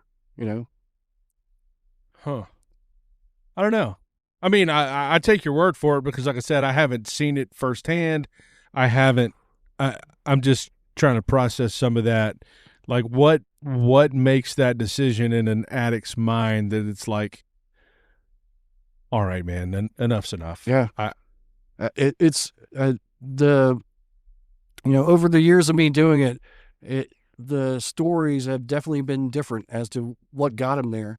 And, yeah, and sure. But do you find, while the stories may vary, mm-hmm. but you find the situation is the same, these people were trapped? Yeah. Yeah. And here's what's crazy is that, I counseled a lot of heroin addicts, and these guys would literally die. They would die from overdosing, and that wasn't enough to get them to want to be sober. It had to be something. Oh gosh, I don't even know. I mean, it had to be something that had some deep meaning in their life. Whether it was a relationship or, or that they just burned. I mean, we say it in the substance abuse counseling, burned everything down. So you burn everything down, there's nothing left. But I mean, death wouldn't get these guys sober. Well, I suppose if you get in that spot, or even if you're not in that spot, I mean, I think you'll understand this probably as a man. Like, I don't care about myself. Mm-hmm. I care about my wife. Right. I care about my children. Yep. I care about a handful of very close friends. Mm-hmm.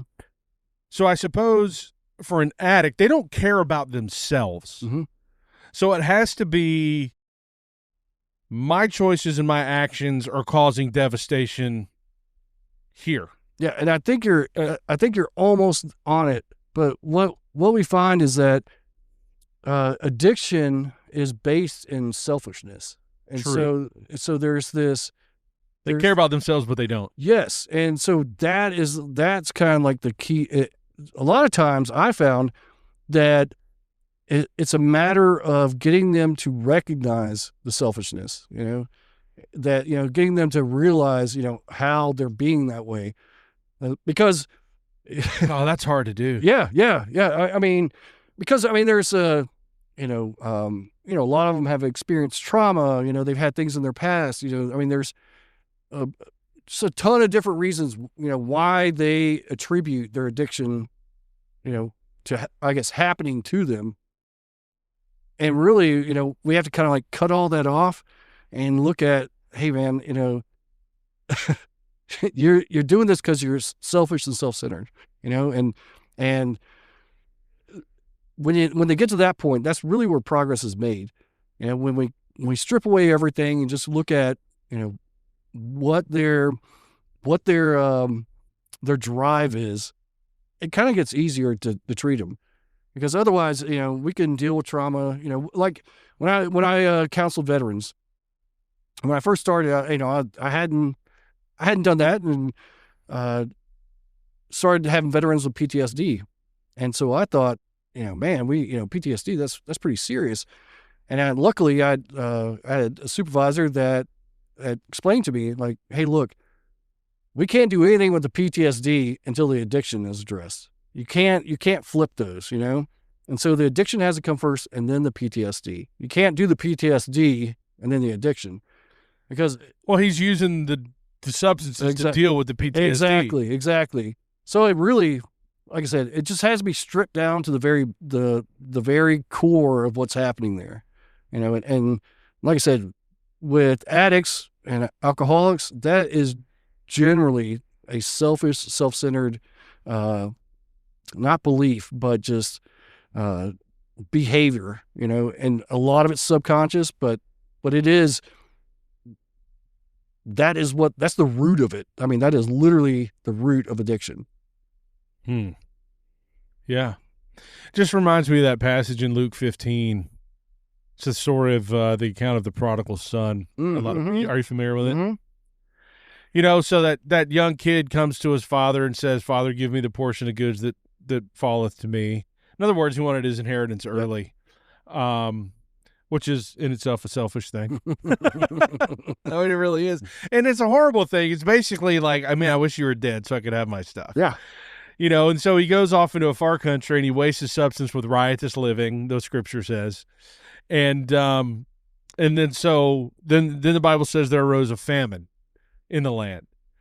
And so he'd been partying this whole time, riotous living, right? And then there's the famine, and he's got no money because he's blown it all on partying.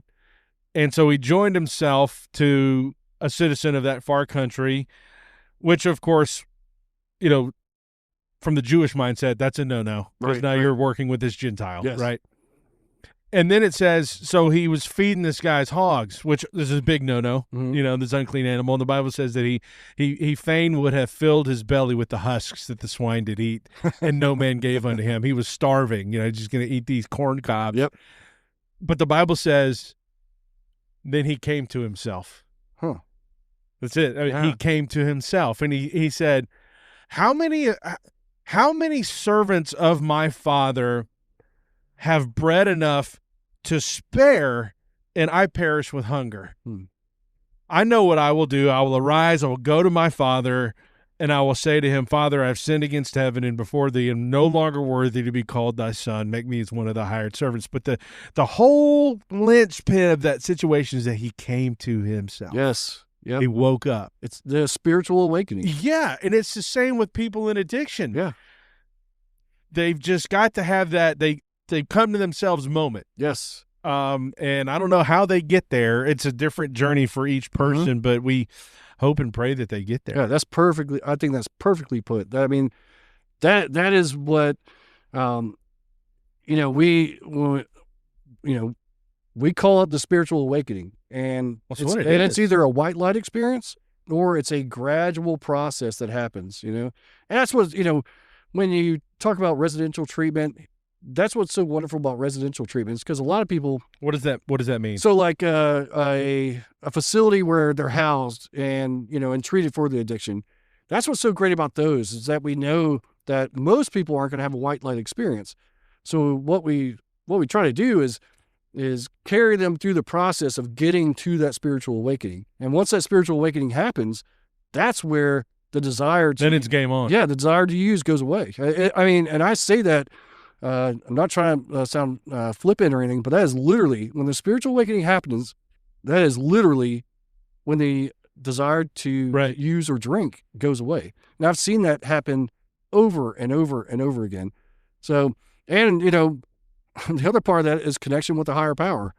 I mean, that is, I know there are some groups out there that don't go to the God thing, but the majority of the results I have seen have had some kind of connection with God. Well, it is our connection with God. And we were talking about this earlier, like with men and just not being able to perform certain functions and you lose your purpose. God is what gives us our purpose. Yep. Or I shouldn't say what, is who. God is who gives us our purpose. He tells us why we were created and what we were created for. And so if there is no God, and if that's your persuasion, that's fine. I'm not trying to argue you out of it, but it's my podcast. Yeah. But God is who gives us our purpose.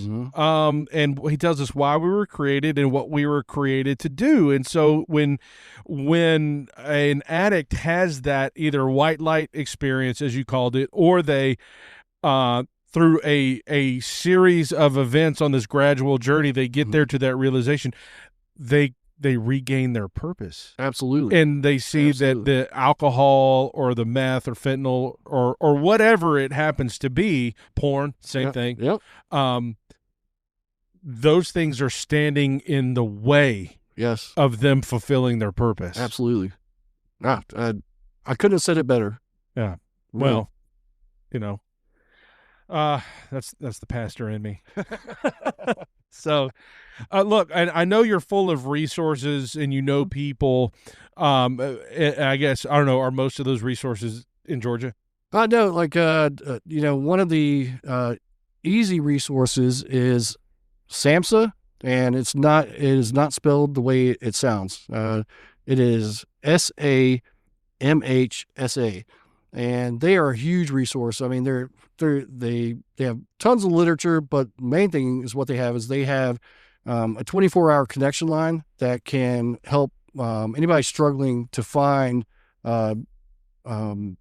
counseling or treatment in their area. And it's a 24-hour line, but SAMHSA is a big one. That'd be one that I would just Google it. SAHMSA. It's actually samhsa.gov online. So SAM.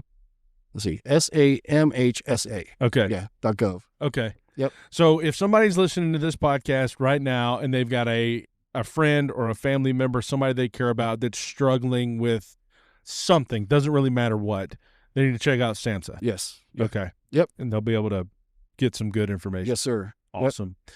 Well, let me just take one more minute and say that if you are looking to buy a home or sell a home in beautiful Greenville, and by the way, who isn't? This is one of the most popular places in the country to live. If you're looking to do that, maybe you want to buy a home and grab the equity in it that will come over the next decade as the upstate explodes, or maybe you want to capitalize right now on the great need for housing and sell your home for top dollar. I'd love to help you with that. As a realtor with C. Dan Joyner and a member of Nexus Group, I want to be your local expert. We offer a personalized experience, paying great attention to your needs, a service-oriented mindset, expert market analysis, and proven results. From downtown condos to spacious family homes, we will guide you through every step of the way. Let our experience work for you. Call me today, 864-207-2316, or visit my website, Chris Strother, that's STROTHER, chrisstrother.cdanjoyner.com. So, man, Travis, you're doing some really interesting stuff, man. You've done some interesting stuff. You're continuing to do interesting stuff. Besides running GDG or Game Day, substance abuse counseling, you're also pursuing a PhD in criminology. I am. What's your undergrad in? My undergrad psychology. Okay. Yeah, so I originally went back to school to become a licensed professional counselor. And when I was in the last year of my undergrad, the criminal justice department came to me and said, "Hey, look, we'll let you start working on your master's degree while you finish your undergrad, but it's going to be in criminal justice." And I couldn't pass up the idea of, essentially getting credits in my undergrad, but taking master's courses. Yeah. So I did, and then went into the master's program. And the first semester that I was in the master's program, one of my instructors said, "You need to go PhD." And so I did. I'm a firm believer in, when there's a path that I'm being guided to follow it. Yeah, and sure. That's kind of what happened there. Yeah. So, well, let me ask you a question. And this is not one that just kind of came to mind while we're talking here. We won't get into the particulars, but I said during the break that I was a pastor for 12 years. Yeah. And then you said that you had something you wanted to ask me about a position you've come to spiritually. Mm-hmm. And we decided it would be off show, which is totally fine. We'll keep it off show. But I did want to ask you, since you said your undergrad is in psychology, mm-hmm. do you find studying psychology is a hindrance to the existence of God and theology, or that it is that it points you towards? That's a great question. I think my answer probably would have been different 10 years ago. Sure. But I think today I really look at psychology and spirituality being different, that they're connected, but they're actually two different things for me, that I could see how, having an understanding of psychology would prevent some, but I guess with me, I don't know.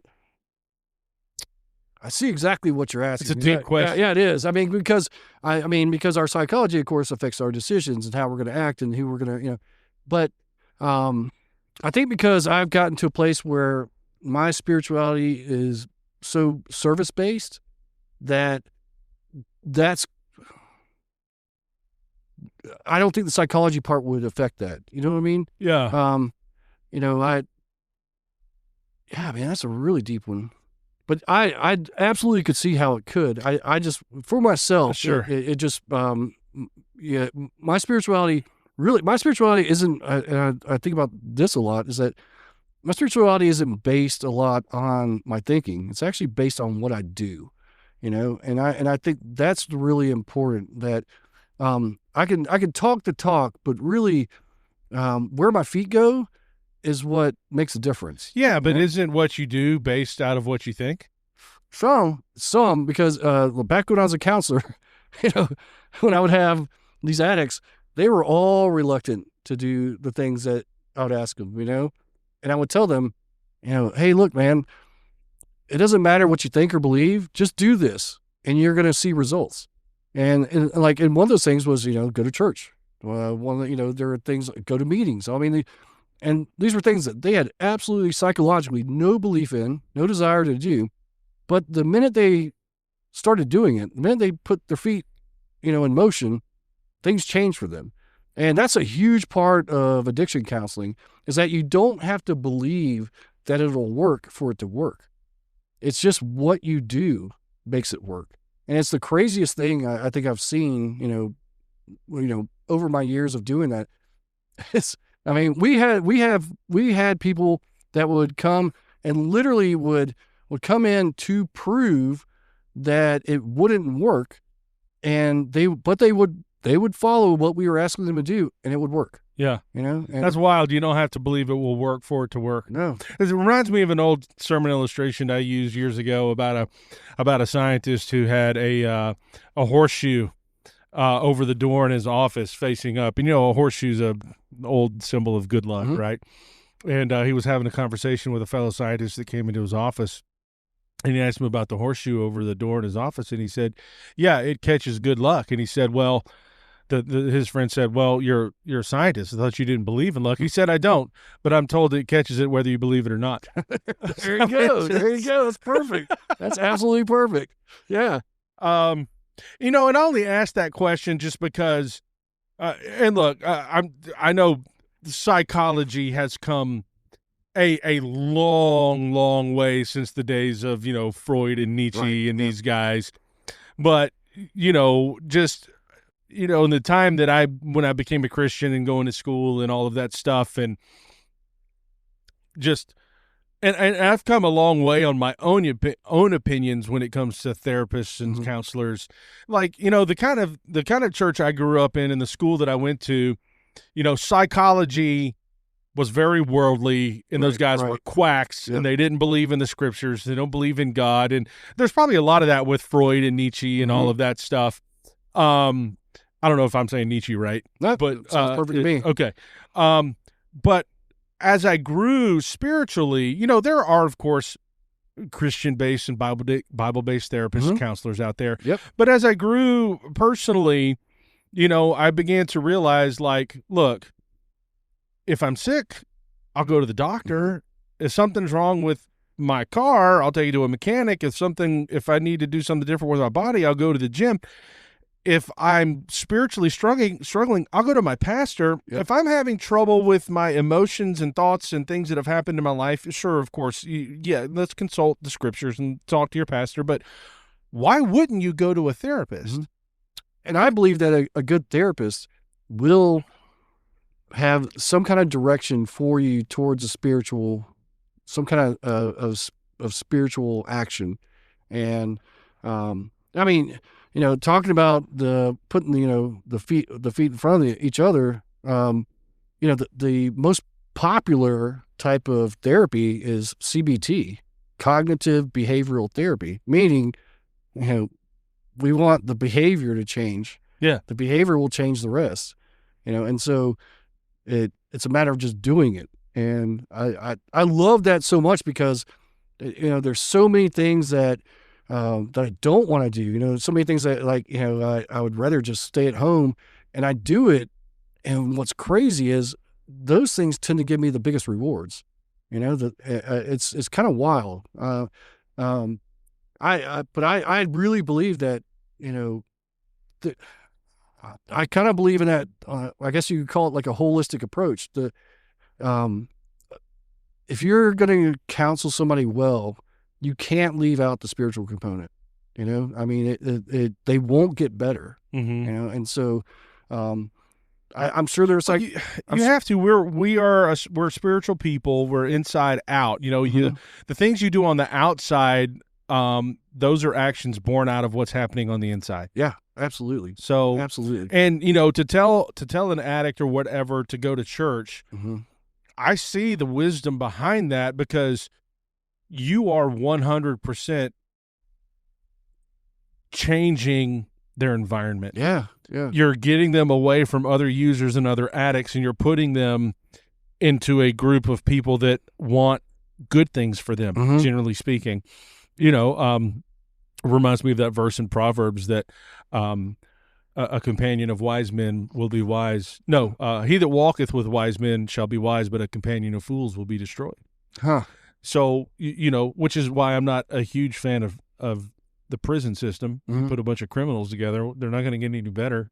I Hello. completely see that. Anyway, not that I have an answer to the problem, but that's just a general Mm-hmm. principle there. So you take an addict and you remove him from his current group of influencers who are all struggling with the same thing he is, and I put him with a bunch of people that, generally speaking, have their lives together. Nobody ever has it completely together, but they have cohesive family units. Yep. They're there for good. Yep. You subject this person to the teaching of the scriptures, Mm-hmm. which are good. Mm-hmm.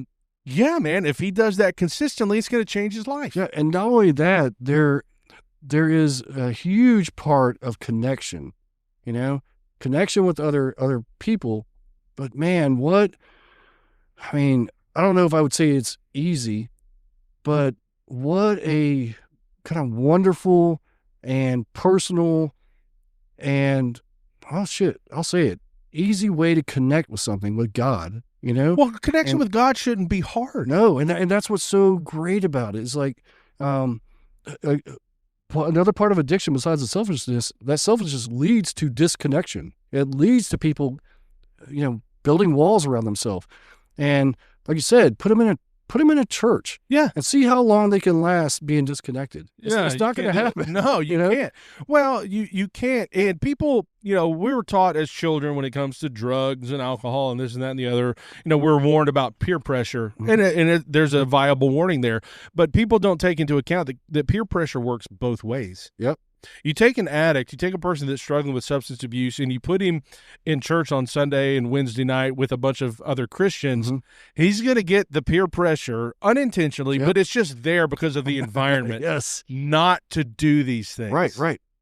No, and I that's, I am a proponent of 12-step groups, and for that same reason, whether or not, I believe the steps work or not, there is a connection. You don't have to believe that they work. Yeah, you don't have to. You don't have to. If you do them, they work.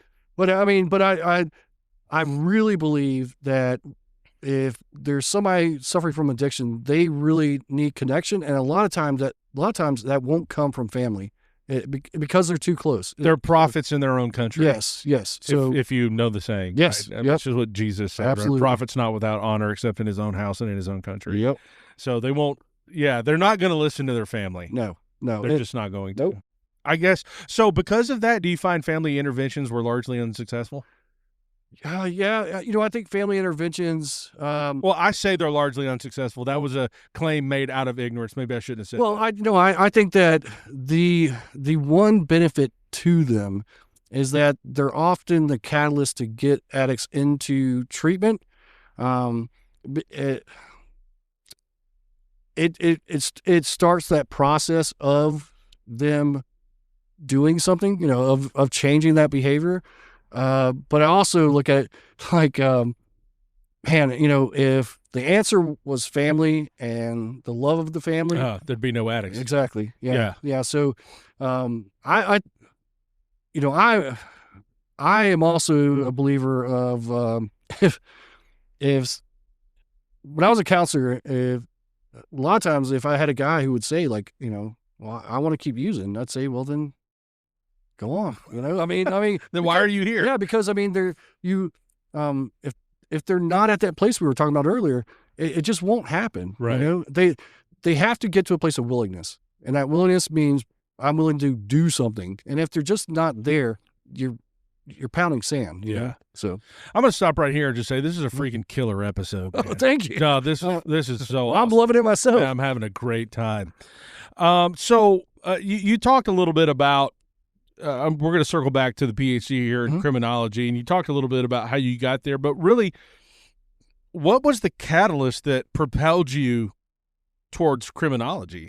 Oh, so the funny thing is I've always had an interest in criminology. When I went back to school, it was to become a licensed professional counselor. So the idea was, I would get my undergrad in psychology, get a master's degree in counseling. And then when I was saying that there's these paths that I believe present themselves to us, and the best thing that we can do, I think, is take those paths. That's kind of what happened there. I just had, the opportunity to present itself, but I also, down that path, I just met some wonderful people. And, I ended up in my master's program. There was a professor, his name is Dr. William Sable. He was former head of the BJS and BJA, which is the Bureau of Justice and Statistics, meaning he was appointed by the President of the United States into that position. Big deal. Yeah. He kind of liked my straightforwardness for some reason. And I won't go into how he got that, long story short is he offered me a fellowship, which meant he paid for my tuition. Dude. He paid me a salary. Wow. And to get my PhD. Yeah. And it's, and I know that things like that don't happen if we don't go down that path. Yeah. If we only stay where we feel safe and warm, that's all we get, like the wonderful things don't happen until we step out on that unknown, I really believe that. So the criminology came not only from just my, kind of my interest in it, but also that I believe that God opened this place for me, and that, and that's kind of what I think those paths are. This is like God saying, hey, what about over here? Yeah. And in the past, I would never have done it. In the past, I would have stayed warm and secure. Yeah, sure. But I've, especially through counseling and everything else, I've just learned, man, that is the way to grow so much. And, so I took the chance and I did it. It's been amazing. It's kind of crazy now owning this business. I don't know what I'll do with a PhD in criminology, but it's been very, very rewarding. Yeah. Very rewarding. Well, it just reminds me that, here it comes. It just reminds me of that passage where, Jesus is on the boat and he's teaching the people from the shore. Mm-hmm. They're just kind of in the shallows right there.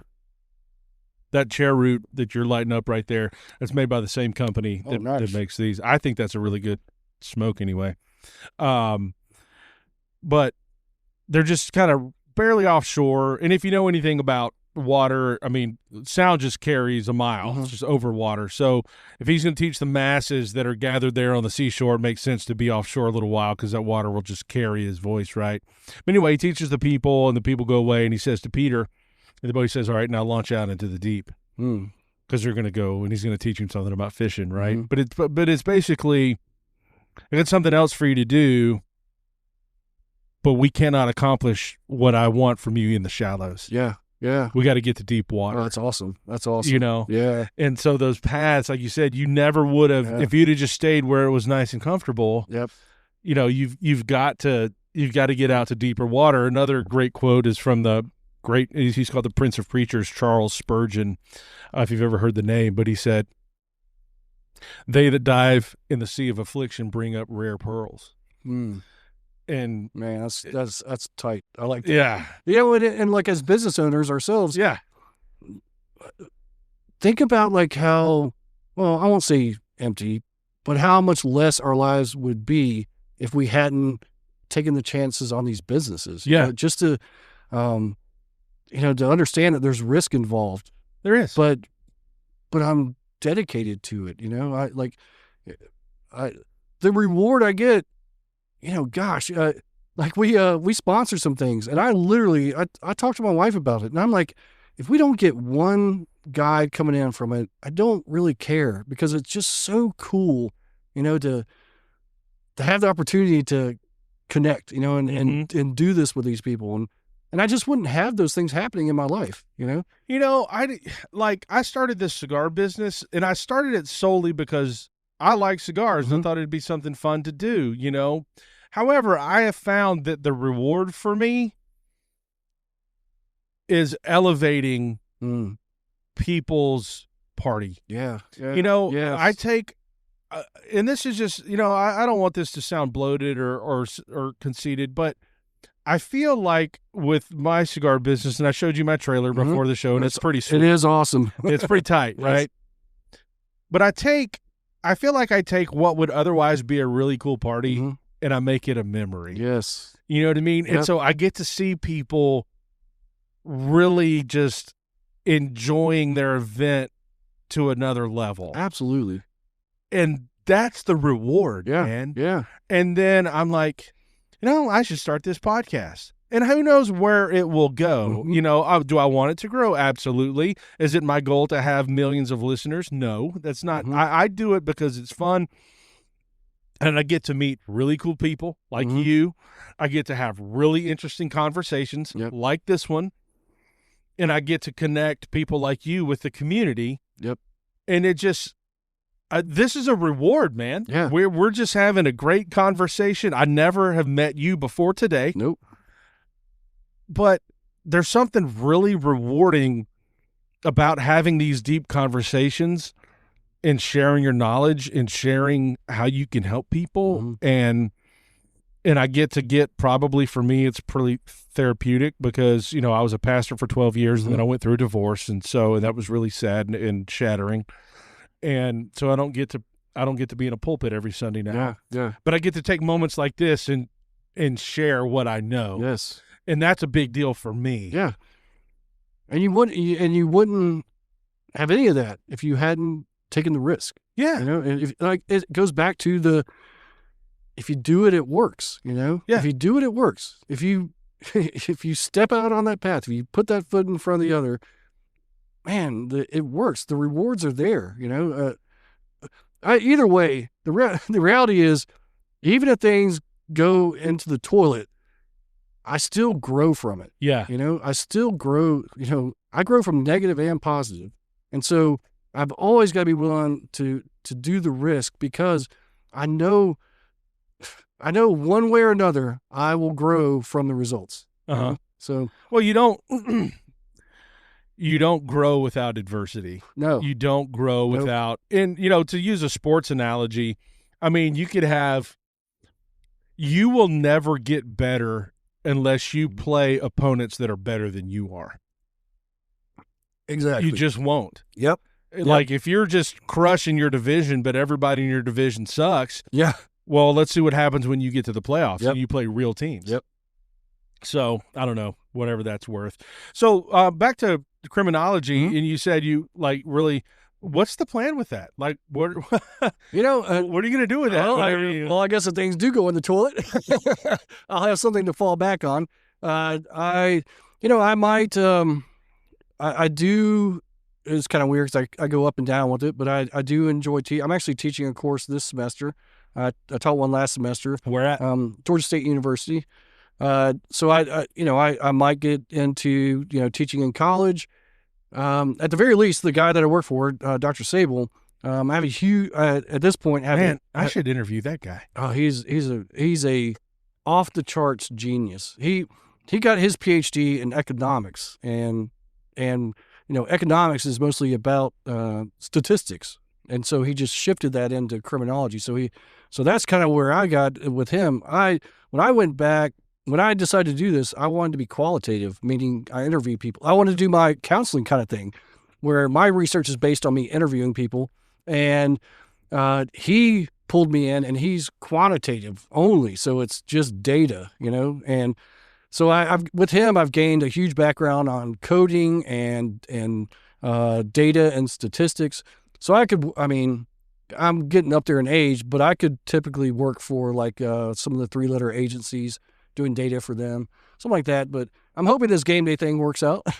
Well, it sounds like you've got a great thing going with game day, and yeah, you could, like you said, the alphabet agencies, you could probably do some work for them, or take it to academic route. Yes, if you wanted. I've actually had a couple of people tell me, like Las Vegas. I had a guy tell me he actually used to do it, and he's like, "Man, Las Vegas will hire you in a heartbeat because all their stuff is based on data and statistics, like knowing like what kind of drinks are ordered, and I mean, they're very data oriented. Yeah. I don't want to move to Las Vegas. No. but there are, just having that data and statistical background, it can really just be applied to a lot of different things. Mm-hmm. Not a lot of stuff that I find exciting, but interesting. Well, you've got to find some interest in it. And if you're a numbers guy, then my wife is actually a CPA, a CFO of a company. She is a numbers person.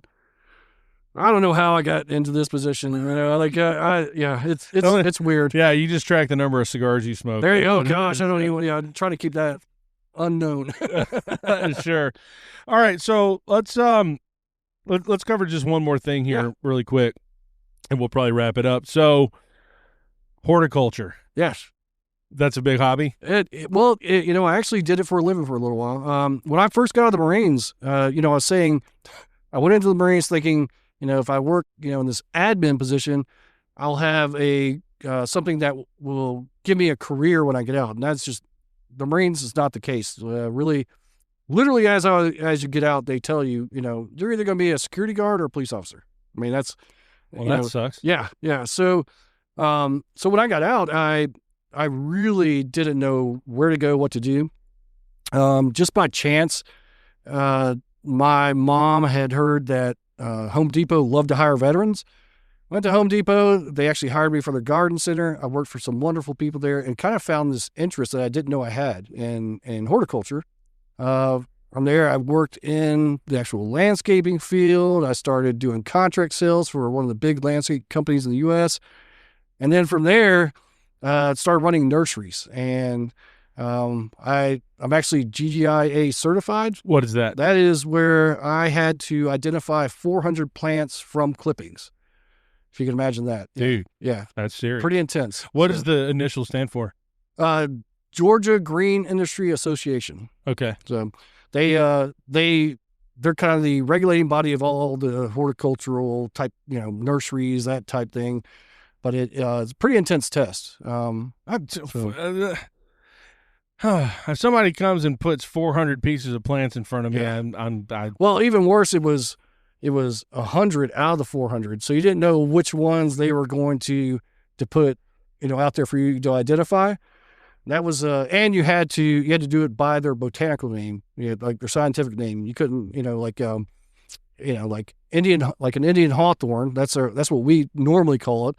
I had to identify it as Raphiolepis, which is it was pretty intense. But what's funny is I worked in the horticultural industry through that time, and that's where I left it.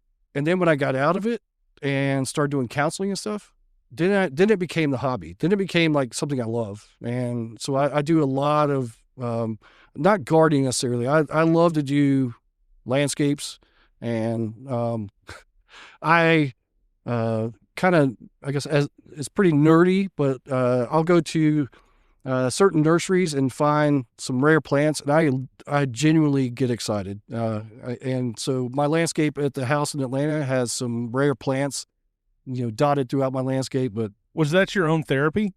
I think because I think it is a part you're sitting all day talking with addicts and listening to their problems, and so that's just intaking a lot of trauma. Yep. And you need something, especially on the back end, and doing something physical and outside, and really kind of what we were talking about with the cigars. I don't think about anything. I'm there doing what I'm doing. It has that same effect. In fact, I usually smoke a cigar while I'm doing it. Yeah, well, it's just kind of this mindless work that you can just kind of, I think I've said it before on this podcast. One of the things that I like to do, and this is, some people might find it strange, but ironing. Really? Yeah. But just because I get it, yeah. It's monotonous. Mm-hmm. I know the seams. Yep. I know where I want the creases. Yep. I lay out the shirt. I do the sleeves. I do the front. I do the back. I do the shoulders. I do the collar. And I can just kind of zone out and either pray, talk to the Lord while I do this stuff. But it's just, I don't know. There's some catharsis there for me. Yeah, and I get it because one of the big things for me is with the world in such disorder.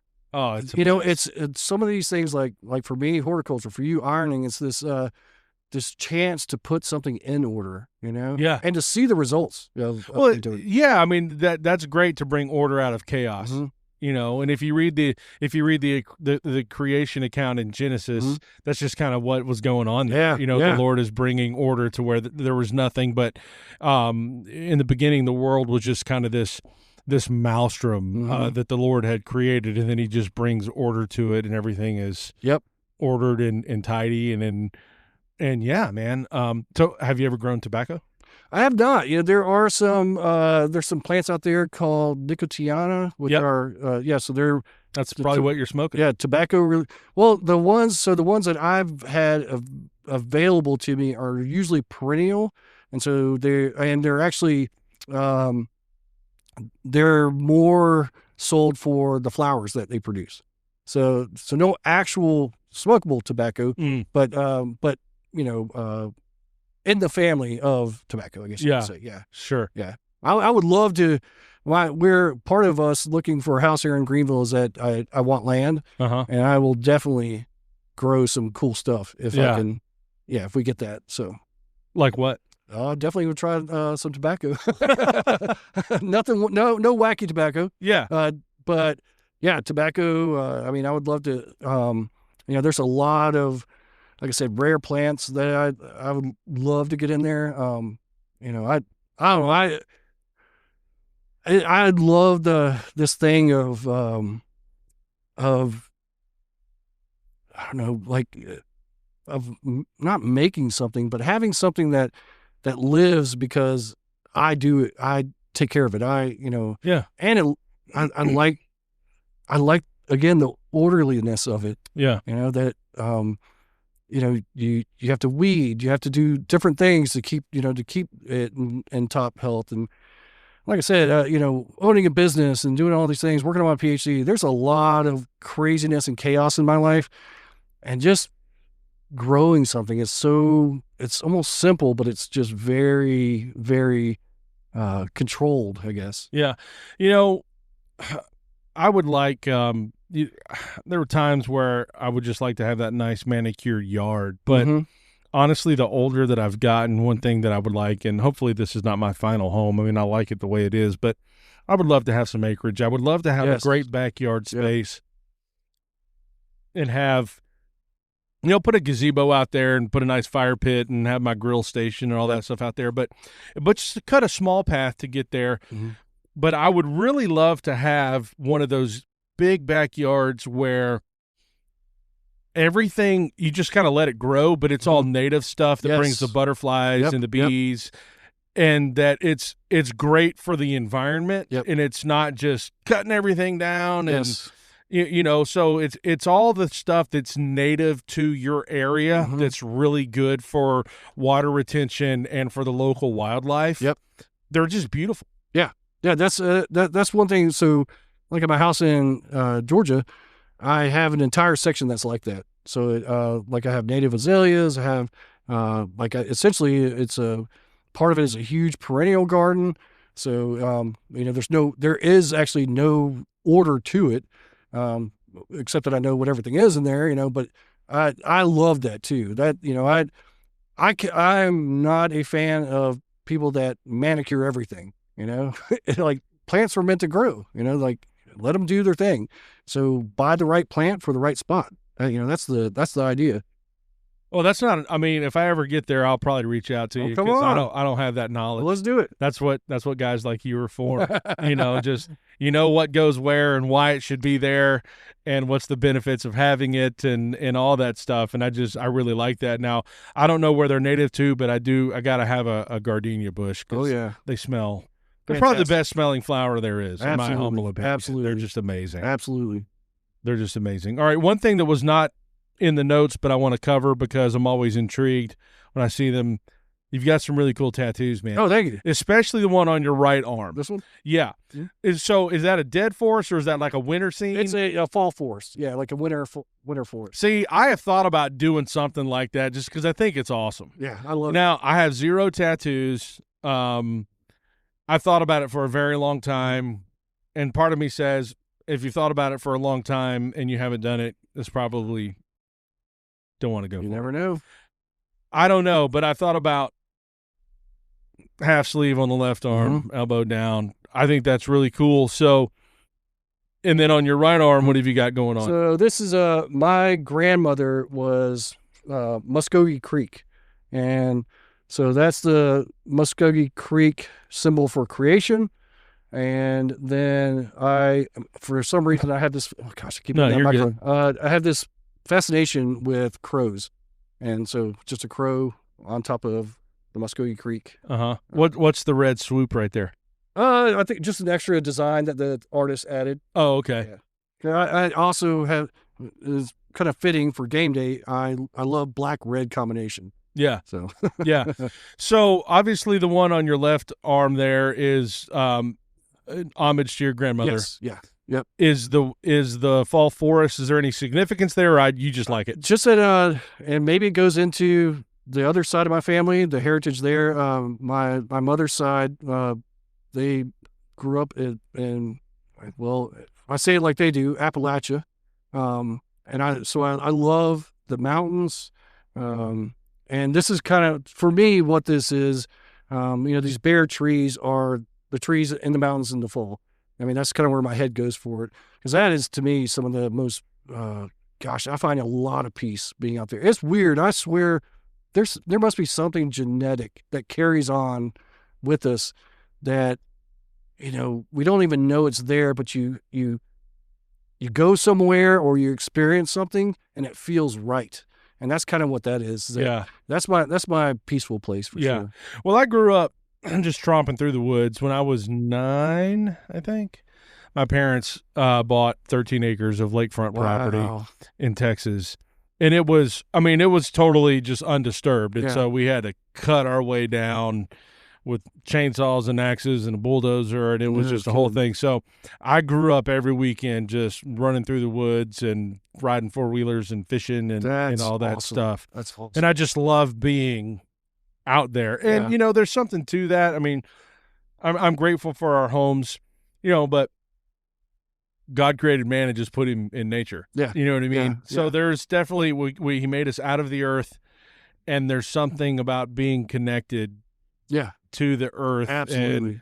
And, whether it's the mountains for you and the woods and mountains kind of synonymous, or maybe some people are big coast water. Yeah. I used to hate the beach. It's grown on me the older I've gotten, but still, give me a wooded mountains or no, but give me a wooded area with a lake. Yep. Done. I'm right there with you. Done. Yeah. It's kind of funny because I'm definitely, like, I lean more towards the mountains. My wife is one of those water people that you just described. And so we found a couple places where ideally it would be at least forest and lake. Because I can deal with, like, I can handle not having the mountain, like you said, but I have to have I have to have trees. Well, you could just get out there and think. Yeah. And it's quiet. Yes. And connect with God or whoever your God is. Yeah. Not you in particular, but I'm just the general you. But just get out there and connect and forget about everything else and just have your peace and your quiet and just let your mind think through what's going on. Absolutely. And all that stuff. Absolutely. Such a big deal. Yep. But anyway, man, this has been fun. That has been awesome. This has been amazing. So one of the things I always ask everybody at the end of the interview, Travis, is just for a few interview recommendations. So I think that you messaged me about him, and I think Thomas Tardo, who runs Valkyrie, he owns Valkyrie Solutions, Tactical Solutions. He was the one that he's the creator of that SWAT competition. Yeah, amazing guy. He has, what he does for law enforcement is really admirable. He's a former airborne out of the Army, and I think he'd bring a lot of humor. He's very funny. I think another one would be, a couple of the guys I named earlier, Jeremy Udesco, who owns Full Auto Fitness. He's a tactical competitor, but he's a person that I tell him this. I'm like, man, like when I'm around you, you make me feel good about the world. He's just a wonderful person. And then I think the last would be another. That's a tall order, man. It's hard to feel good about the world. It is, and he does that. He's just so positive. He has great energy. And then the last one would probably be I mentioned him earlier. Also, Dr. Austin Pack. He's a physical therapist, former Marine. Again, just like I said, having this company has put me in contact with some of the best people. Like I don't have these same connections in Georgia. And Dr. Austin Pack, a lot of the physical therapy that he does is with firemen and helping them, with a very physical, demanding job. He teaches them how to do things properly and avoid injury, and then also how to correct injury. But those two guys are just two of the amazing people we've met here in Greenville, and I love being around people that bring that kind of positivity and, and kind of, like I said, make the world feel right, Yeah. So sure. That's awesome. Yeah. The guy that's running Valkyrie Tactical, I reached out to him. He said he is definitely want to do the podcast. Awesome. So I got to reach back out to him. And just see if we can get a date on the calendar. Cool. So I think he'll be super fun. Yeah, he will be guaranteed. And then it was what was the website for Game Day? Game Day is so if someone wants to find the clinic closest to them, it will be GameDayMen'sHealth.com. There's a clinic locator. Okay. That's probably the easiest. I would say that because they could actually, if they go onto that, they can actually schedule appointments from it or do an appointment request, and then they'll have me contact them and confirm it. But a lot of information on there about what we do, and then also, like I said, makes the we want to take those pain points out for the guys. Well, that's an easy way to make an appointment. They don't even have to talk to somebody if they don't want to. Go online, make an appointment. Yes, sir. Just just Google Game Day Greenville. Yep. And then you'll find it. There you go. And then you can go to their website and you can find their socials on there. Yep. And awesome. Absolutely. All right, look, man, let's go back to. I know you're smoking the chair root right now, but let's back up in our brain to the Buffalo 10. Okay. What'd you think of the Buffalo 10? I liked it a lot. I will definitely look for that cigar again. I never caught the hint of spice. I didn't either, but it was flavorful. It was a nice kind of smooth smoke, not too heavy. It's one that I could absolutely just, as many cigars as I smoke, it's one that I could see me smoking quite a few of. Yeah, sure. I thought I'm like you. I never really picked up on the spice. But as I got into it, probably about halfway into it, I really started noticing some of those leathery notes. Yes. Noticed the leather. Yep. I noticed the woodiness. Yep. And it was kind of a medium body. I mean, the smoke wasn't overly thick, but it wasn't thin. It's just kind of right in the middle. Yeah. A nice, pleasant. I mean, it's just a great cigar. Yes. It's a great cigar overall. So, Artista, you did a great job on the Buffalo 10. Excellent cigar. I agree. Yep. All right. So if you are in need of my services as a realtor or with the cigar box for an event, get me directly by phone or text to 864-207-2316. You can also visit my website, mobilecigarbox.com, to check me out, fill out the booking inquiry form while you're there. If you would like to be on the show or know somebody that I should interview that's doing some cool stuff here in the upstate of South Carolina, shoot me an email to sundayafternoonsmokes@gmail.com. You've obviously been listening to Sunday Afternoon Smokes. I really appreciate it. You can find us on Spotify, Apple, iTunes, Apple Podcasts, or iHeartRadio. Thanks for listening. Share it with your friends. Share it on your socials.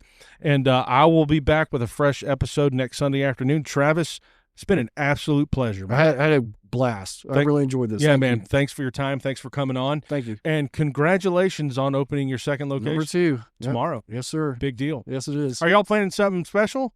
Like, big... No, we'll probably do a grand opening. We kind of like to get our feet under ourselves first, and then do probably a grand opening about a month from now. So kind of like a soft opening thing, yes, sir. And then a big grand opening. Yep. Coming. All right, yeah. So look them up, follow them on social media, and remember, guys, you can go into Game Day Greenville and get your levels checked for absolutely free. Yep. There is no reason you should not do that. Perfectly put. That's exactly right. I'm gonna go do it because, like I said, about last June, I think it was. I still have the report in my email because my wife did a big blood panel on me, and we looked at everything. And having lost 35 pounds, yeah, I'm curious to see the numbers comparison. You might be even higher with that weight loss. You never know. I might be. Yeah, so anyway, cool. Travis Chafin with Game Day Greenville. Thanks for coming on, man. It's been great. I had a blast.